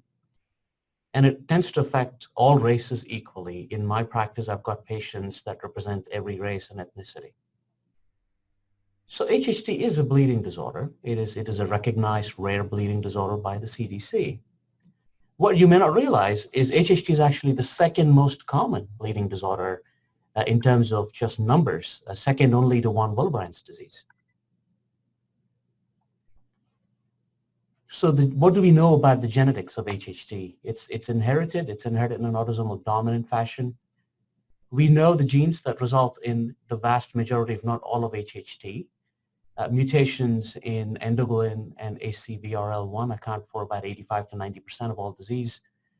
Patients can develop mutations in a gene called SMAD4, which interestingly is also the mutation that results in development of juvenile polyposis syndrome. So patients that develop HHT because of this mutation can have a dual disorder where they have both HHT as well as juvenile polyposis. There are a couple of recently described HHT-like syndromes where there is a lot of overlap with presentation in terms of clinical manifestations, but these are different and unique disorders. Now, what is the detection rate? If we know the genes that are involved in HHT, then we can do genetic testing. And if we took 100 patients with HHT that we know they have HHT based on clinical symptoms and family history and did genetic testing in them, our detection rate is somewhere around 85 now, maybe closer to 90, 95% when we use sequencing and deletion duplication testing. So there is a small number of patients who may have HHT that we will not be able to diagnose by genetic testing, but we will capture the vast majority of patients. In terms of clinical presentations, HHT results in the development of telangiectasias, tiny little dilated blood vessels that appear as red spots. They appear on mucocutaneous surfaces, the mouth, the lips, the fingers, and about 90 to 95% of affected individuals will develop these by the time they're about age 40 to 50. So it can be hard to diagnose this disorder in childhood. In terms of bleeding, nosebleeds are the most common presentation, and again, 95% of people will have developed nosebleeds by the age of 45. The average age at onset of nosebleeds tends to be somewhere in the mid-teens, about age 14 or so. Other than nosebleeds, patients can also develop bleeding from lesions in the oral cavity and also develop telangiectasias in the intestinal tract that can bleed.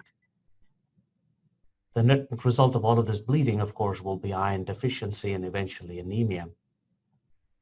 In terms of internal organ involvement with these abnormal blood vessels, there is a predilection for involvement going to the lungs, causing decreased oxygen levels, increasing risk for paroxysmal embolism, development of brain abscesses, hemorrhage, as well as migraine. Cerebral AVMs can lead to stroke from hemorrhage or seizures.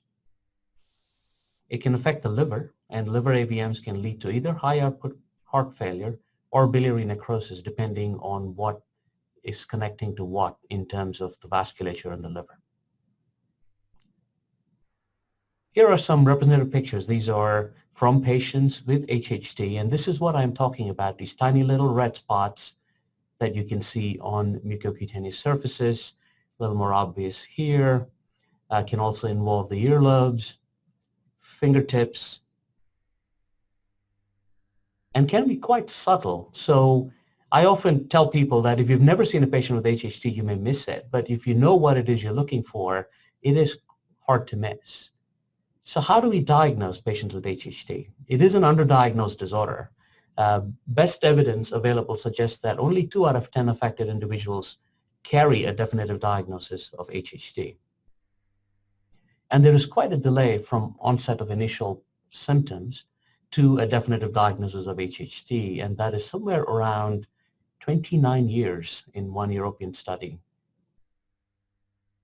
So oftentimes when I give a talk on HHT, I have a number of my colleagues after the fact tell me, I wonder how many of these patients that I missed in my life, in my career, who came to me for epistaxis.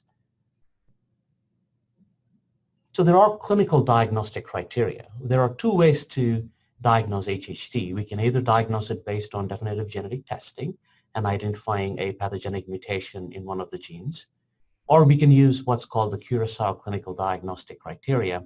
There are 4 clinical criteria, and depending on how many of these any individual satisfies, they can be classified as definitely having HHT, as possible HHT, or being unlikely to have HHT. And these criteria have been validated in subsequent studies since they were described 20 years ago. There are also guidelines for screening because patients develop internal organ involvement, primarily brain and lung, which we worry quite a bit about. And here is the prevalence of these internal organ involvements in these patients. Brain involvement can happen, lifetime risk of 10 to 15% of patients with HHT. And here is an example of someone with a brain AVM. And the best way to pick these up is with an MRI. Lung AVMs are more common and happen in up to 50% of people in their lifetime. And here are examples of lung AVMs in a patient with HHT. Liver AVMs are actually quite common but tend to develop later on in life.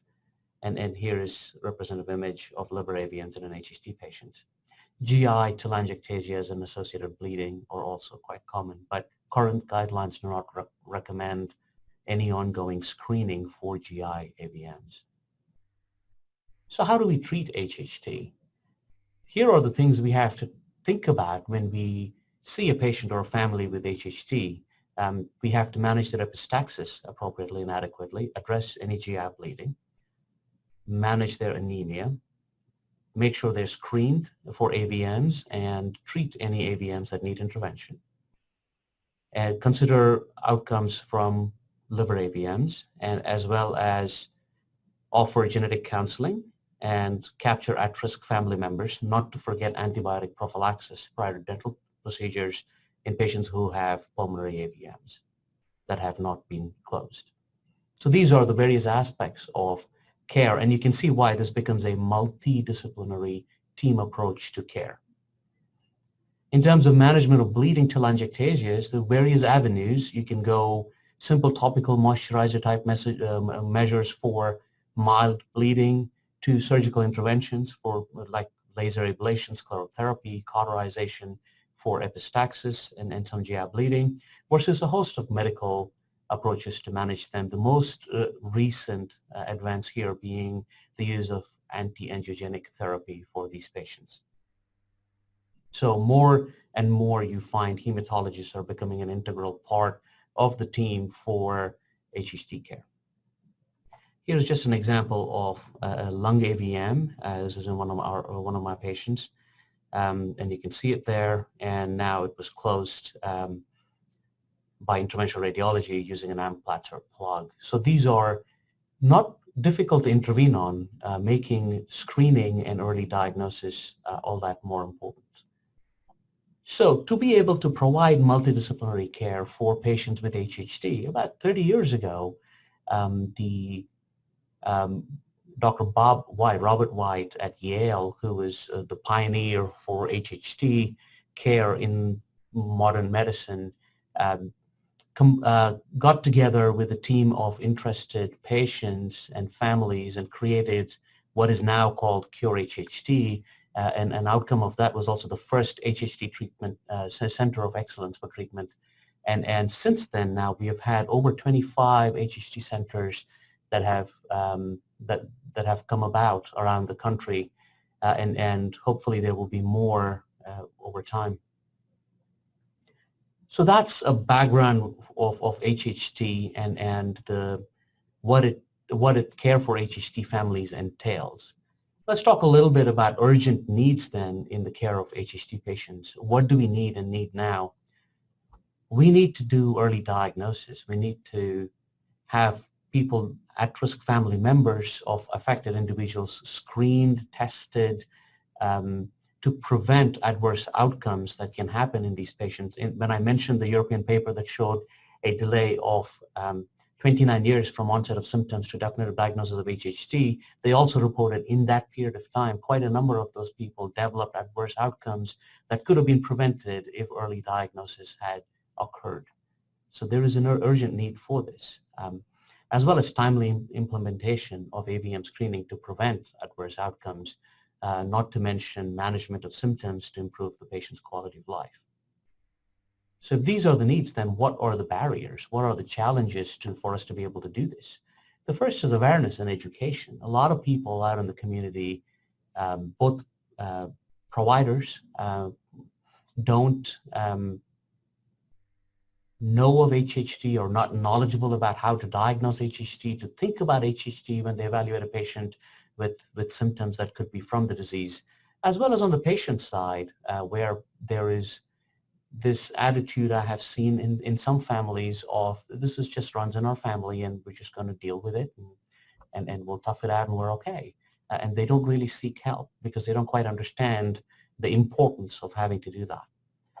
And access, even when patients or providers want or recognize HHT, want to be evaluated for it, there isn't an HHT center of excellence in every state of the nation for them to be able to go, and not every insurance will allow out-of-state care, and so their access to care also becomes an issue. So having said that, I come to our HHT-HTC pilot study. So a few years ago, when a group of us were talking about all of these problems and how best we can address them, we realized that we can care for HHT families through existing hemophilia treatment centers. Now, why does that make sense?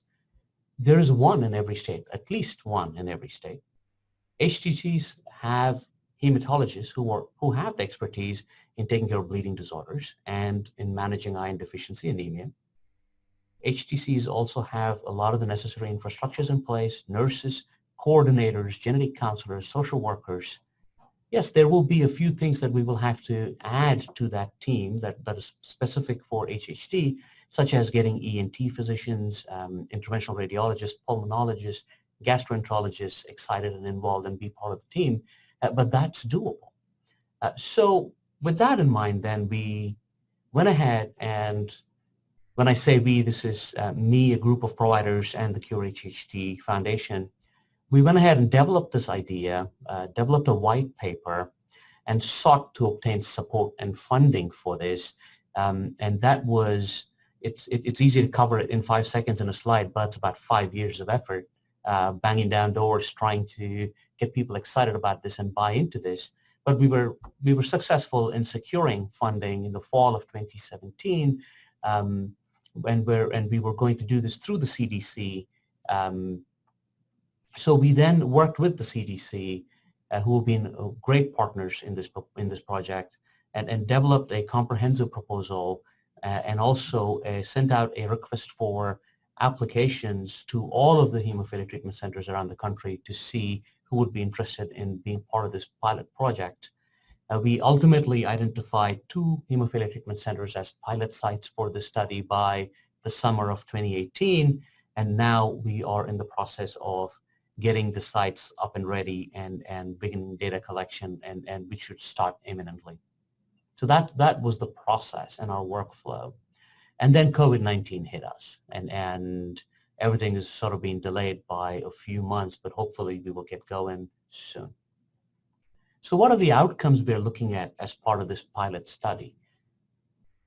We want formal collaborations. We will have formal collaborations between the HHT experts and the providers at the pilot sites.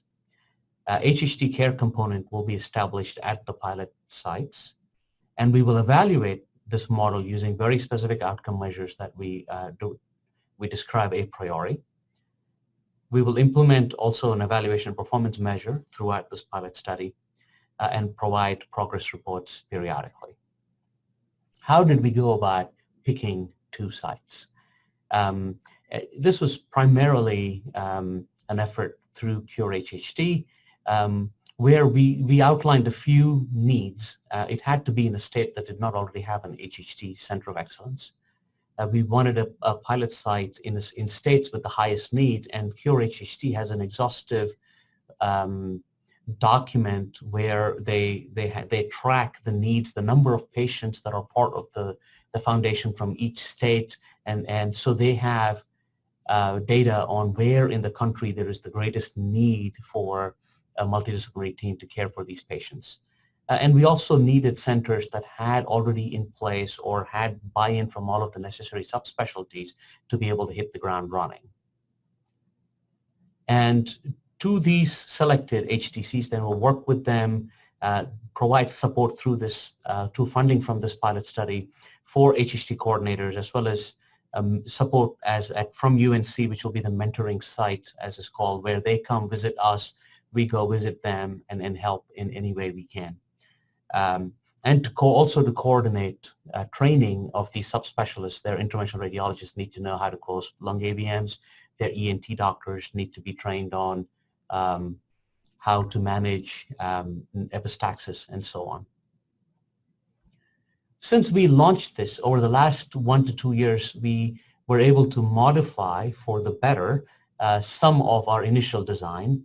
We now have our HHT registry for all of the study-related data capture, which did not exist when we initially submitted this proposal.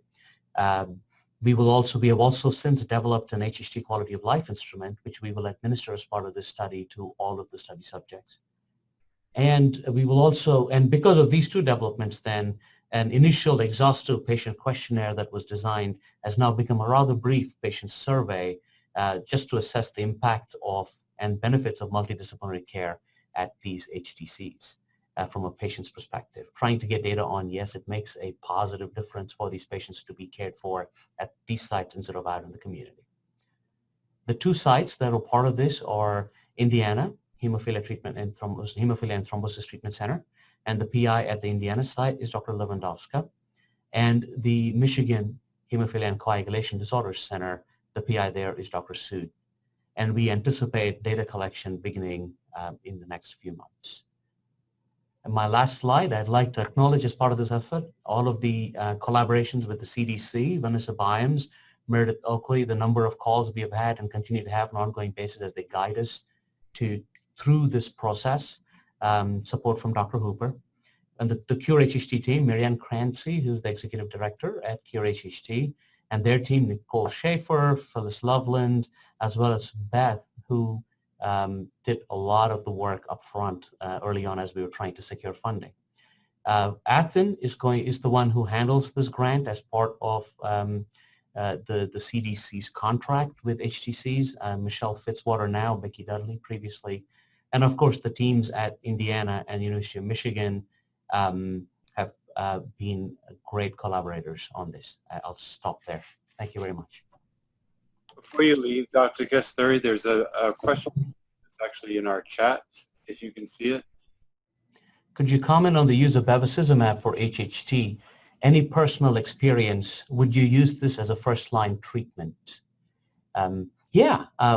Bevacizumab, for those who are not familiar, is also called, the first product was Avastin. Now we've got 2 biosimilars available as well. It is an anti-vascular endothelial growth factor agent, anti-VEGF agent, which is an anti-angiogenic used as an adjunct to chemotherapy in patients with various cancers, and has shown good activity as a single agent in patients with HHT. Yes, I have a few dozen patients who we have treated with bevacizumab or continue to treat at this point. Good reference to bevacizumab and HHTs, the paper, the Inhibit Bleed paper that just came out in Hematologica within the last couple of weeks. It is now on PubMed and it's open access, which catalogs over 200 patients with HHT who are treated with bevacizumab and the improvements in bleeding, in their hemoglobin, iron requirements, and so on and so forth. So we are very excited about it, and I'll also put a plug for other anti-angiogenics. We're in the process of evaluating 2 additional anti-angiogenics in HHT as well.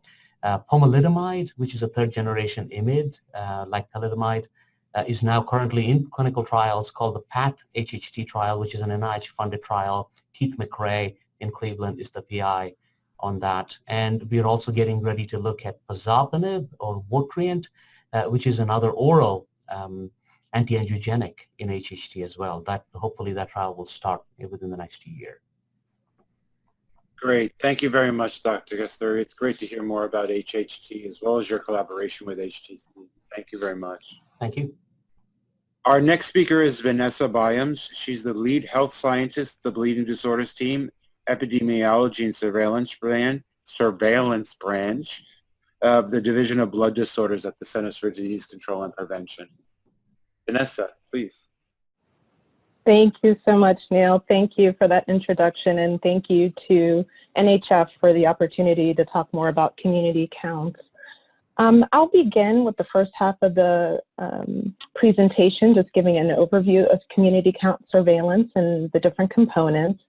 And then I'll move on to more exploring how community count surveillance can be used to learn more about novel therapies in hemophilia.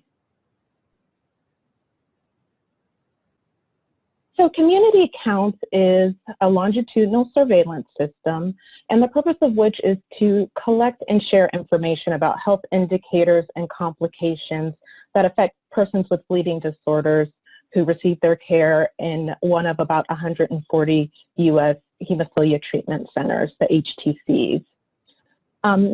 Eligibility is for anyone who receives care at an HTC who has an eligible bleeding disorder diagnosis that is a part of the project. So that would be hemophilia, von Willebrand disease, rare factor deficiencies, and also platelet disorders. Information is collected about diagnoses, bleeding events, treatment practices, inhibitors, and other outcomes, as you can see on the slide, a variety of outcomes. Baseline data is collected at the initial visit, and then updated data is collected as frequently as annually at subsequent visits through the HTC comprehensive care visits. There's also a specimen collection component to this project where specimens are collected to screen for inhibitors and the presence of HIV and hepatitis C. So some more information about the purpose of the project: to monitor health indicators of importance to the bleeding disorders population, to measure rates of complications of bleeding disorder and monitor those trends over time, to identify high-risk populations that may benefit from prevention programs, and then also to identify issues that may require further study.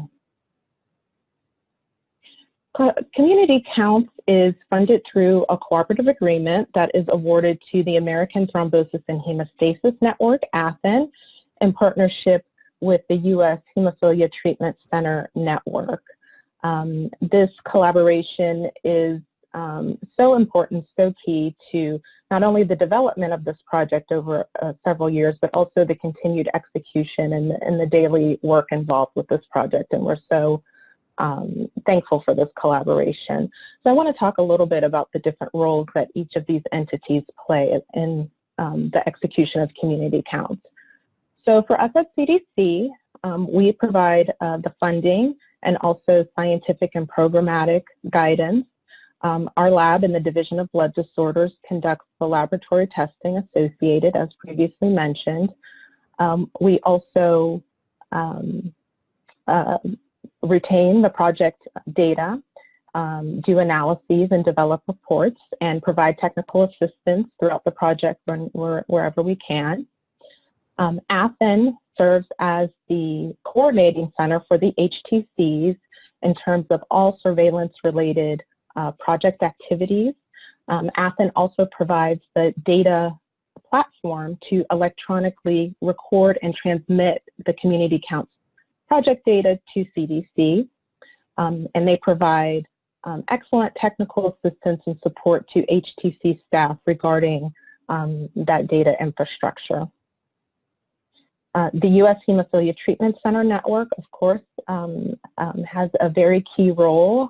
We work closely with the regional leadership in terms of overarching project issues, and then the HTC staff at the sites are responsible for identifying patients who have the eligible disorders, collecting their information, securing the appropriate blood specimens, and ensuring that enrollment is complete for those patients. HTC staff and clinician providers also have the opportunity to collaborate in terms of analyses and presenting community counts data. And then last but not least, of course, the patients that have so generously agreed to contribute their information as a part of this surveillance project. We're very grateful that they have indeed made that contribution. So this is the overall program structure for community counts, and I'm going to talk about each of these components in a little bit more detail. First, we have the HTC population profile, and this is essentially a head count of everyone at the HTC who has an eligible bleeding disorder diagnosis. And so we collect this basic information on all of those patients, and you can see what those items are here.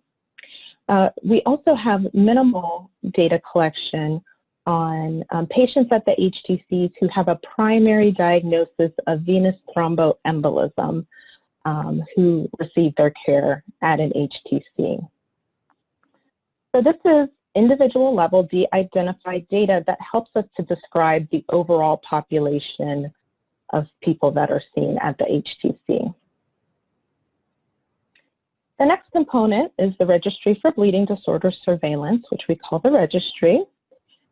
And the registry represents a subset of the population that is in the HTC population profile, and this gathers more detailed information on risk factors, treatments, complications of HTC patients with bleeding disorders. And so information, various data elements are collected around demographics and patient characteristics, diagnoses, bleeding events, inhibitor treatment, healthcare utilization, and we'll talk about a few of these a little bit more later. The registry is the component of the project where the specimen collection is done. And so up to 2 specimens may be collected, one to do testing for inhibitors and the other to do testing for the infectious disease portion. And then the last component is mortality reporting. And so within that component, data is collected on causes of death related to hemophilia and bleeding disorders, and information can be used to monitor trends in the causes of death. So now that we have a little bit more orientation to the overall Community Counts project, I'm going to transition a bit and just talk about how the data that is collected is relevant to how we might learn more about novel therapies. So as you all probably know, the availability and effectiveness of treatments to prevent bleeding has changed dramatically in the last 5 years. And we've already noted many improvements in terms of bleeding outcomes, other outcomes, and quality of life. And we know that the landscape continues to change and continues to evolve rapidly. And we really need to be able to monitor these changes, and surveillance allows us to continue to monitor these changes. I want to give a brief definition of public health surveillance to put this all in context. Public health surveillance is the ongoing collection, analysis, and dissemination of health-related data. And so we are able to use this data to monitor and ultimately improve the health of a specific population. And in this case, that would be the bleeding disorders population. But surveillance also gives us an opportunity to identify areas for preventing complications. And so with Community Counts being the surveillance project within this community, it gives us an opportunity to monitor novel therapies, to track outcomes, and detect changes in provider practice and patient treatment choices, and we do this through public health surveillance. Over time, we can learn more about the long-term health effects of these treatments and how they impact patient care.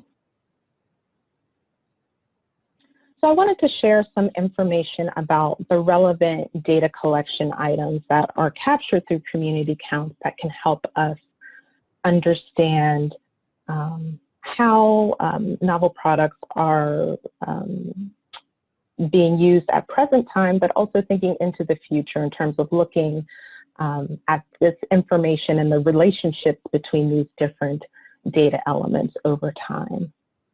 So for participants in Community Counts, we collect the specific treatment product information, the specific treatment products that they are using, and those products can be categorized in the following categories. So the topic of our discussion today, novel products and gene therapy, and this includes trial products and FDA-approved products, traditional clotting factor concentrates, longer-acting clotting factor concentrates, non-factor products such as DDABP and tranexamic acid, and then also blood products.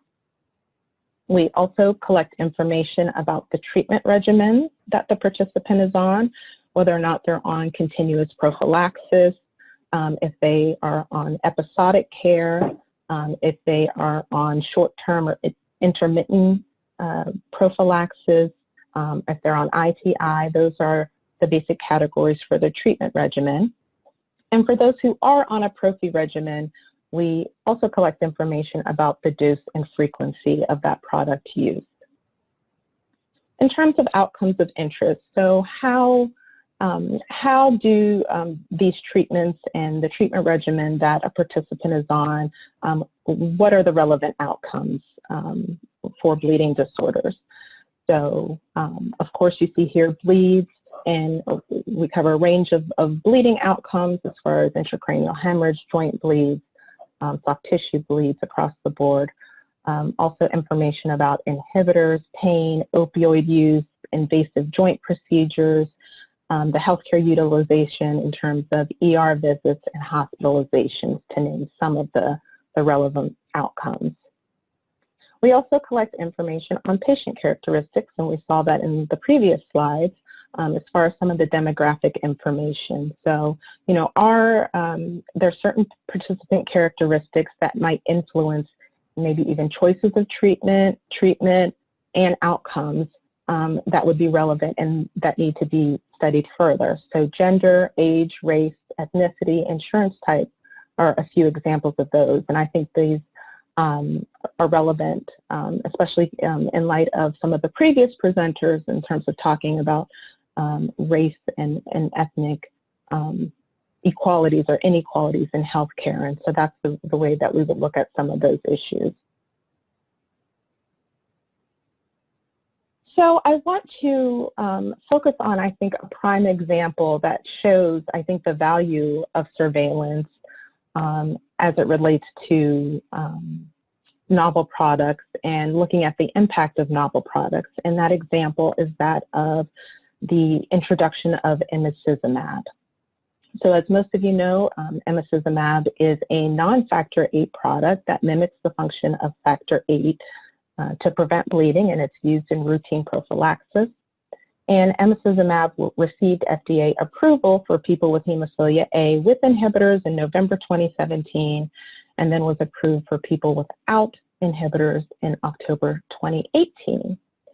So thinking about the community count surveillance overall, the registry enrollment began in 2013, and so we have been able, because of the scope of the project, because of our sort of integrating and being able to integrate not just a set number of products that were only available at the time, but because the fact that the database within the Athens electronic data infrastructure system allows us to capture current products and products that are even under study, we've been able to accrue data from participants over time since before this product was FDA approved.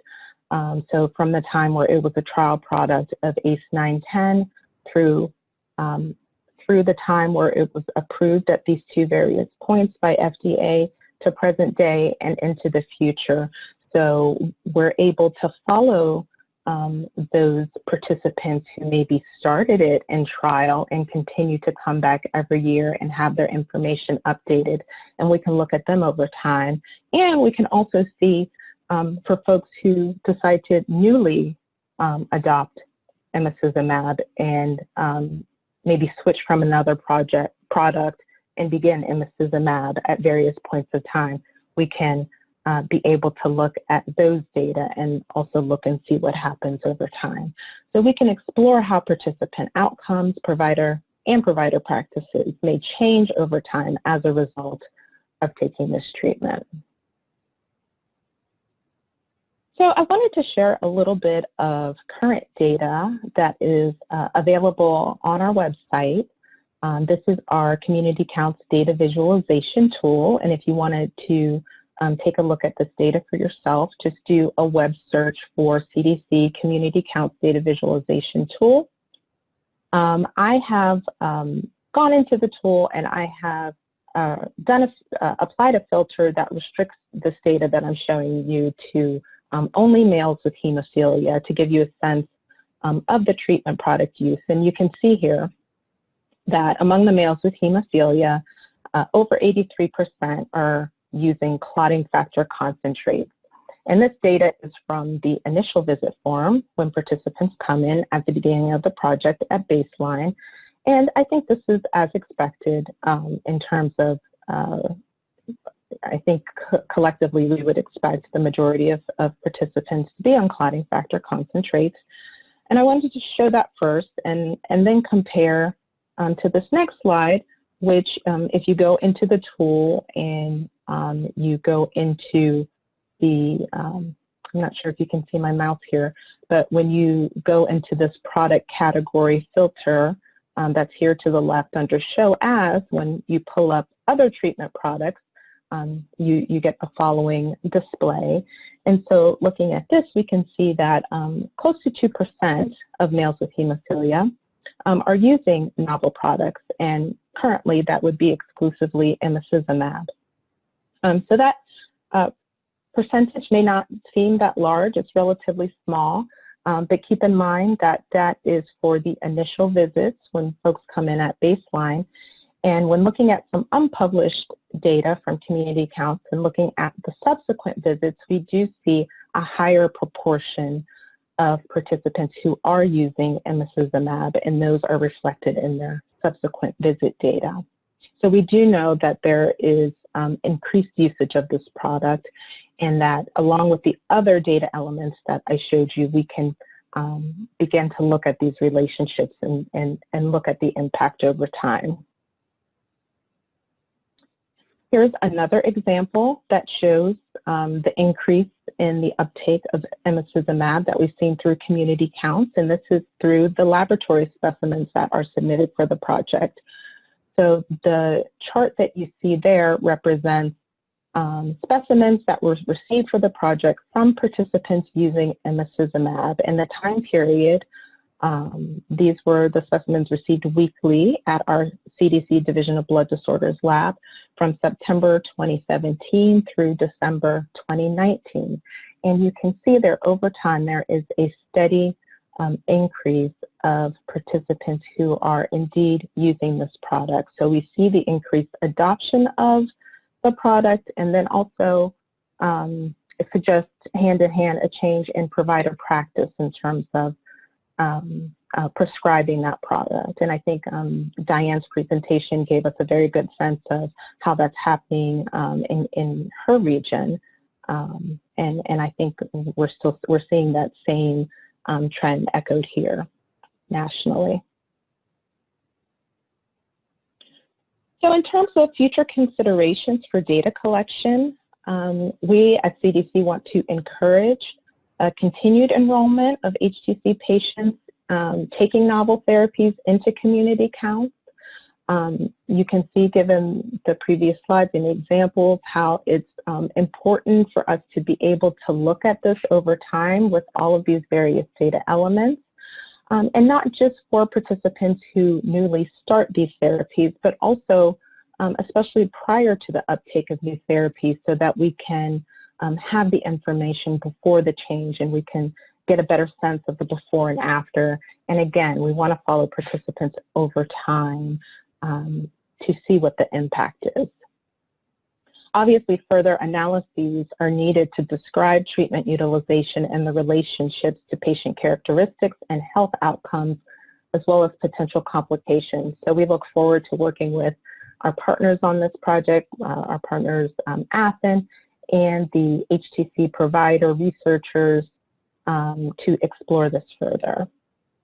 And then also, as gene therapy trials advance, additional surveillance data elements may be needed to better capture maybe some of the nuances that would be involved with that particular treatment modality.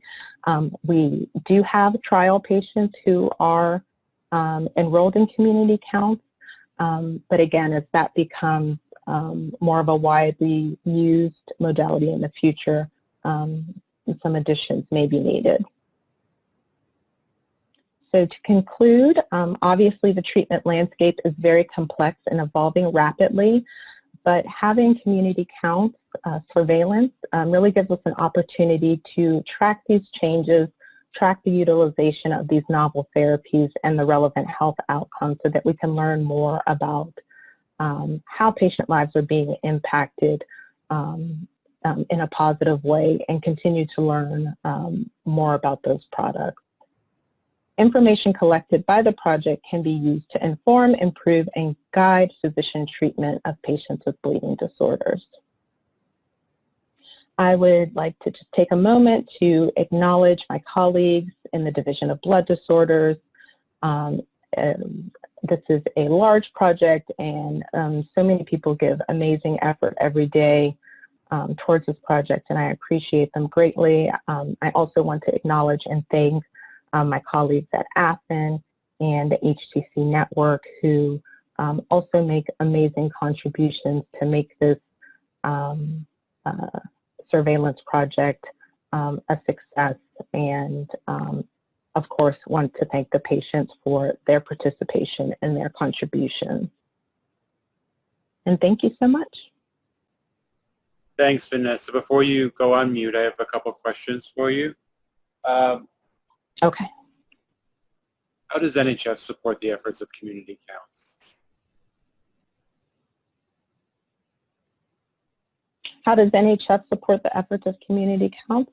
Well, NHF is one of our longest standing partners in terms of our work at CDC in the Division of Bleeding Disorders, and over the years we've certainly been in communication with NHF about the progress of the project, about how to sort of amplify the work that is being done on the project, and NHF has always been very supportive of community counts and sort of getting the message out about the surveillance.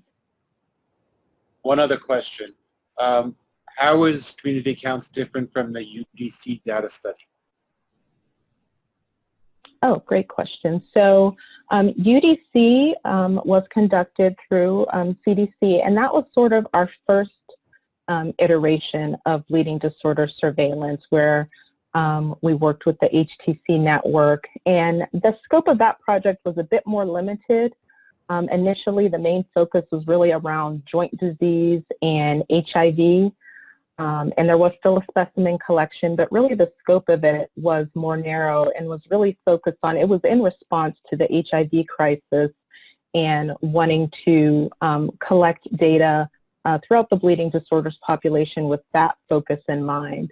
And so that project went on from about 1998 to 2011, and community counts is sort of the next evolution of bleeding disorder surveillance, where we tried to build on lessons learned from UDC.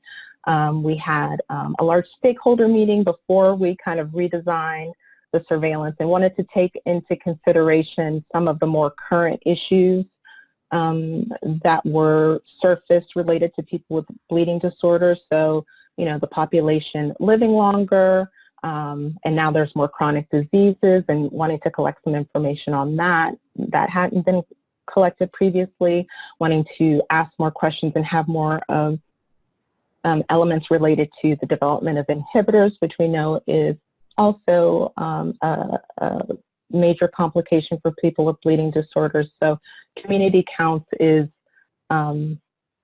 the next evolution, I would say, of UDC. So technically UDC ended, and we picked back up with community counts. Great. Thank you so much, Vanessa. All us bleeding disorders organizations appreciate this. Thank you very much. Thank you. Our next speaker is Dr. Michelle Whitcop. She's the head of the National Hemophilia Foundation. Michelle. Thank you, Neil, and thank you for everybody who's joining us on this beautiful Saturday afternoon. It's been a long afternoon, and this is the last presentation, so hold tight. I hope that you'll find the last presentation as interesting as the first. I'm going to be speaking today on NHF's Community Voices in Research, a community-powered registry that NHF started a little over a year ago. I'm Michelle Whitcup. I'm the head of research at NHF, and other than that, I don't have any acknowledgments or disclosures. While the patient's voice is important to hear and incorporate in both research and clinical practice, the patient's experience has historically been diminished and marginalized in that attempted incorporation.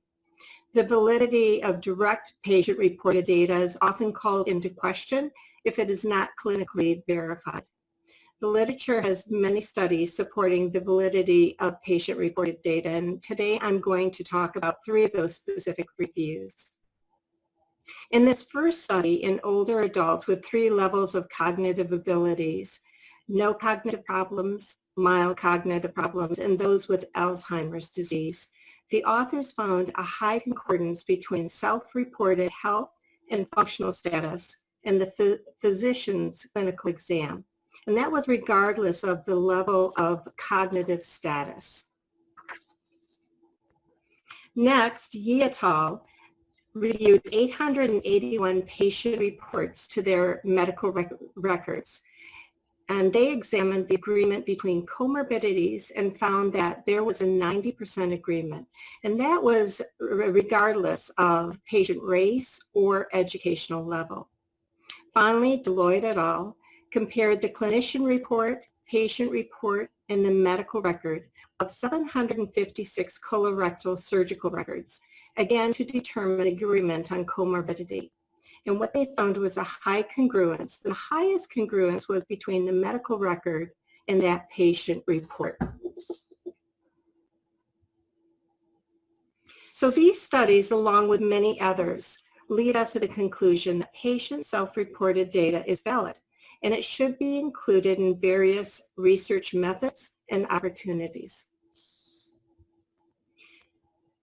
So respecting that opinion and really wanting to understand and promote the patient's voice, NHF decided to pursue a patient or community-powered registry that included not only those who were affected with a bleeding disorder, but also their unaffected family members, so that we could better understand that 360 view of what it truly is like to live with a bleeding disorder.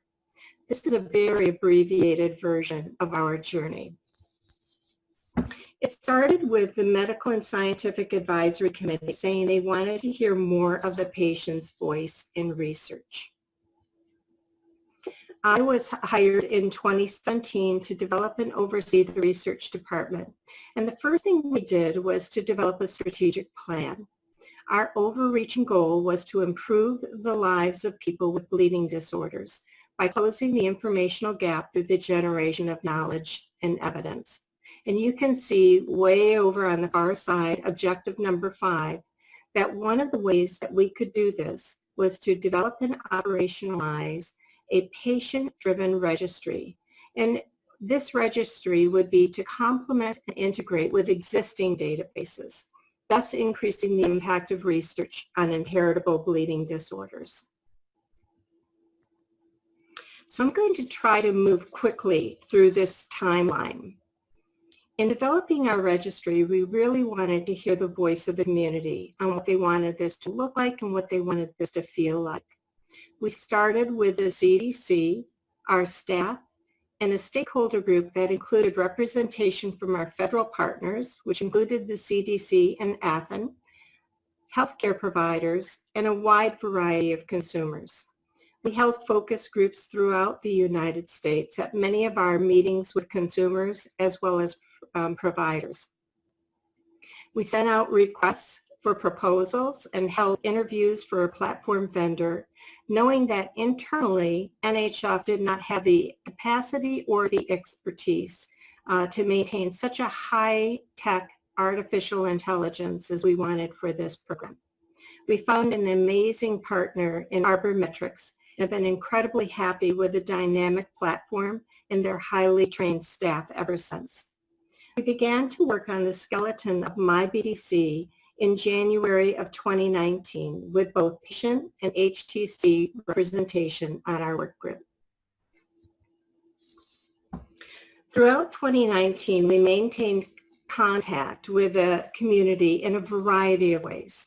We held webinars for consumers, webinars for providers, our stakeholders. We had face-to-face meetings at chapter events, as well as did multitude presentations. We submitted to a central IRB, which was initially called Quorum and now is called Advara, and we're determined to be exempt from IRB review. In late March 2019, we enrolled our first participants, after which we went back to the CDC and ATHN with our baseline survey for a full review and incorporated their edits. In the summer of 2019, we began holding virtual advisory boards, which allowed the participants of MyBDC the opportunity to offer their opinion in preclinical study design for clinical trials. This was a really exciting event, and we continue to do that.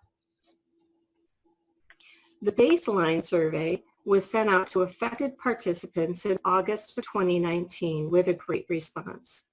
This was followed by our first hot topic survey on vaping. And at our 2019 Anaheim Bleeding Disorder Conference, we released the personalized dashboard that really sets our CVR, which was at that time IBDC, apart from other registries. The personalized dashboard reflects much of what the consumers asked for during their initial focus groups. As they stated, they really wanted to be able to see the results of their surveys and their comments and compare them to others. We made that happen. We wanted an easy mechanism to be able to educate others and have them be able to share that education with people that were important to them.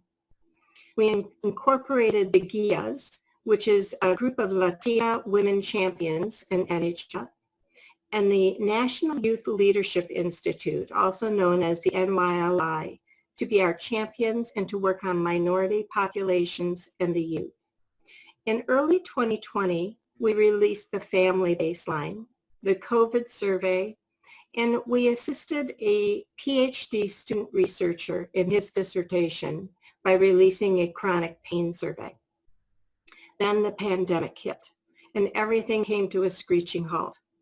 During our quarantine, we applied to the National Institutes of Health, NIH, for a certificate of confidentiality. This safeguards the privacy of our participants by protecting identifiable research information from forced disclosure. Finally, in mid-May, our name was changed from My Bleeding Disorder Community, or MyBDC, to Community Voices in Research, or CVR. Our application for the Certificate of Confidentiality was granted for both MyBDC and CVR. As our participant base has grown, and we initially had planned for this, researchers have become interested in CVR and what it can offer them. And this is in the way of having a centralized group of participants with a nonprofit patient advocacy oversight for their research. What we can offer to this group is a group of individuals that are either affected with a bleeding disorder or related to affected people, but unaffected themselves. And these people are able to participate in research surveys to help move research forward in a multitude of ways.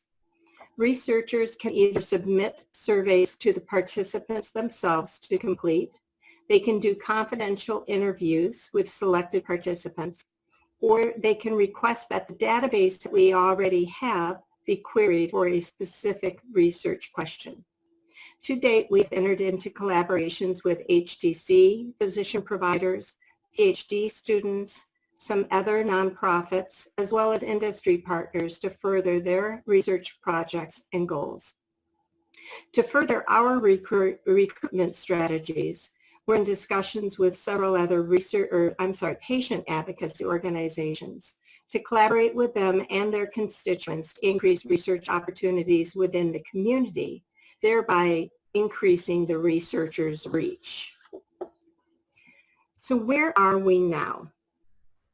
As of August 1st, today, it's hard to believe we are already into August, we have 605 participants enrolled. 60% of them are affected. Of those affected, 43% have completed their baseline survey, and another 20% are in the process of completing their survey.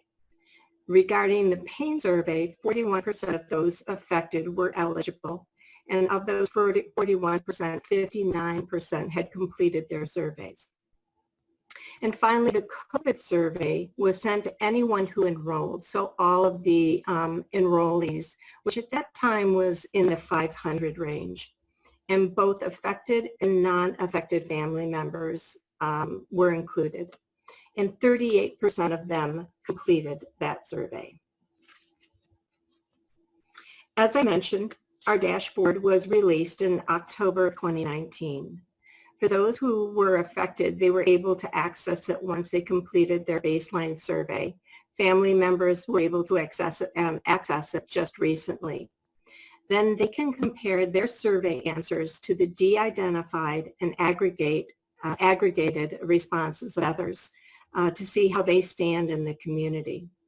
They also have verifiable educational resources available to them. Through the dashboard, we can offer the virtual advisory panels, which I mentioned previously. And this again offers consumers the opportunity to share their opinions with researchers or industry on preclinical study design in a confidential manner. And we do that through Zoom, like we are doing today.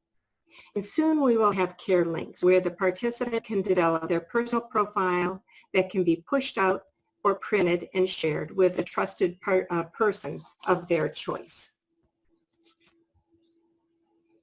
So what I'd like to do is show you some screenshots of what the CVR dashboard looks like for the participant. This is the opening page. On it, the participant is able to access any surveys that they've taken previously and see their responses in the form of a PDF, as well as any surveys that are open to them to be taken through NHF or through outside researchers. The health report tile in the middle are what we report out the de-identified and aggregated responses of all participants to survey questions. Here, the participant will see how they responded to a question, and then they can compare their response to the response of others. And I'll show you that more specifically in the next slides. And then on the far side, we have the resource section, where we have frequently changing educational resources.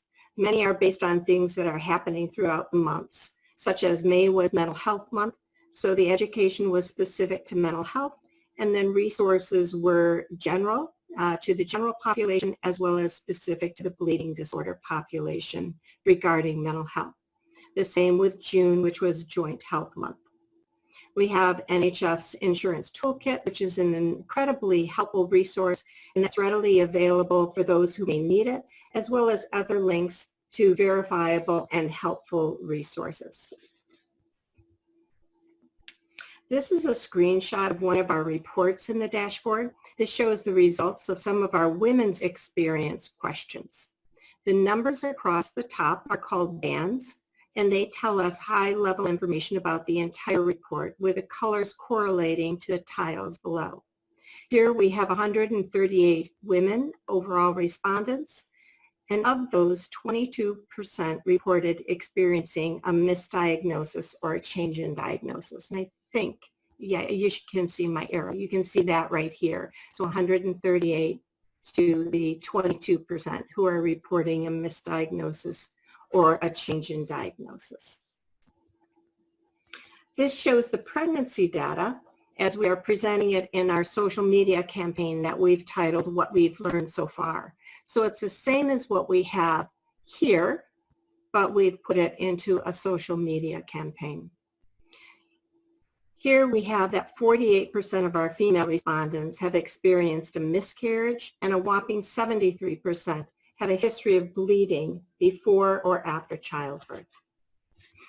And for women with a bleeding disorder, passing clots during their period is apparently not uncommon, with some reporting golf ball-sized clots. We even had 14% reported baseball-sized clots or larger, but we did not show that in the infographic.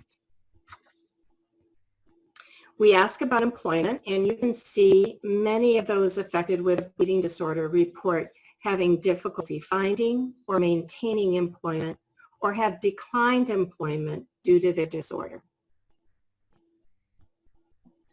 Now back to our screenshot. This shows our pain data. We use the PROMIS tool and report out here on the frequency, intensity, impact, and interference of pain on our participants' lives.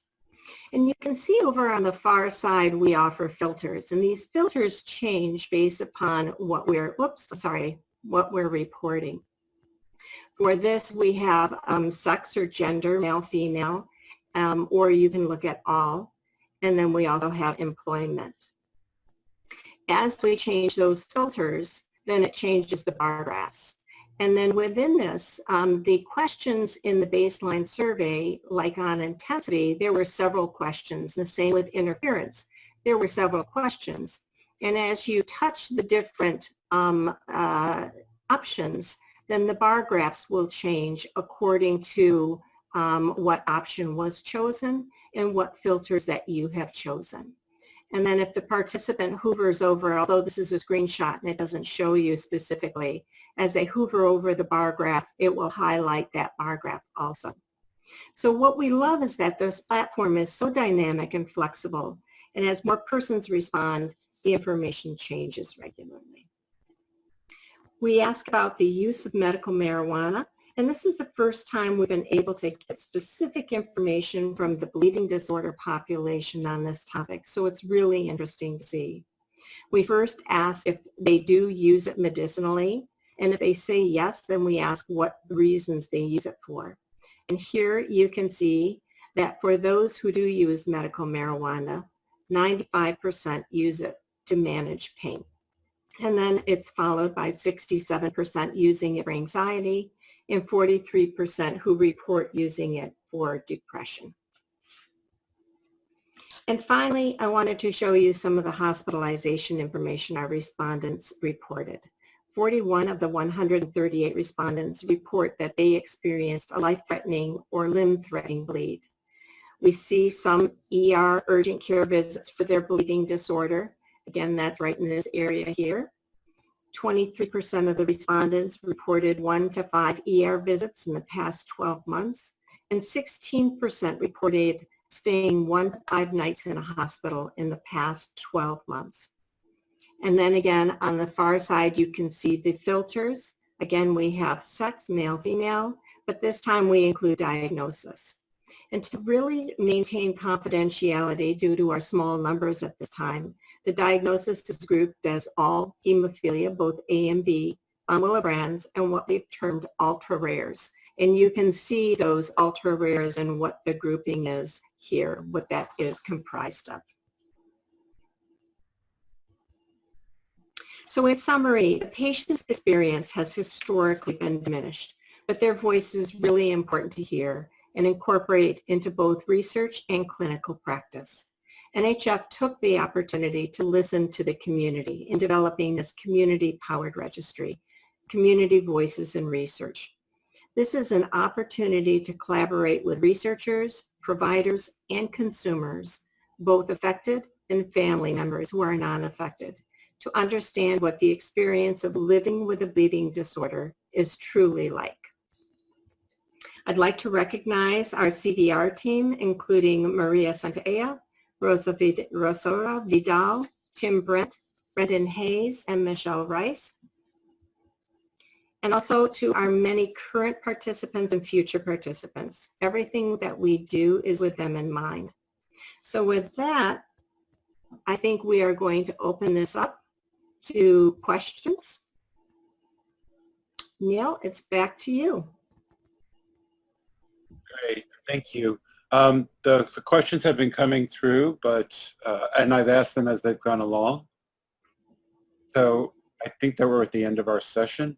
I think as a family of blood disorders, it's great to hear everybody's descriptions of their programs and what they're doing in terms of surveillance and novel therapies. And hopefully this will be the start of more collaborations and more information sharing along the way. So I thank you all. I thank all of the organizations that helped put this together and all the speakers here today. So thank you very much.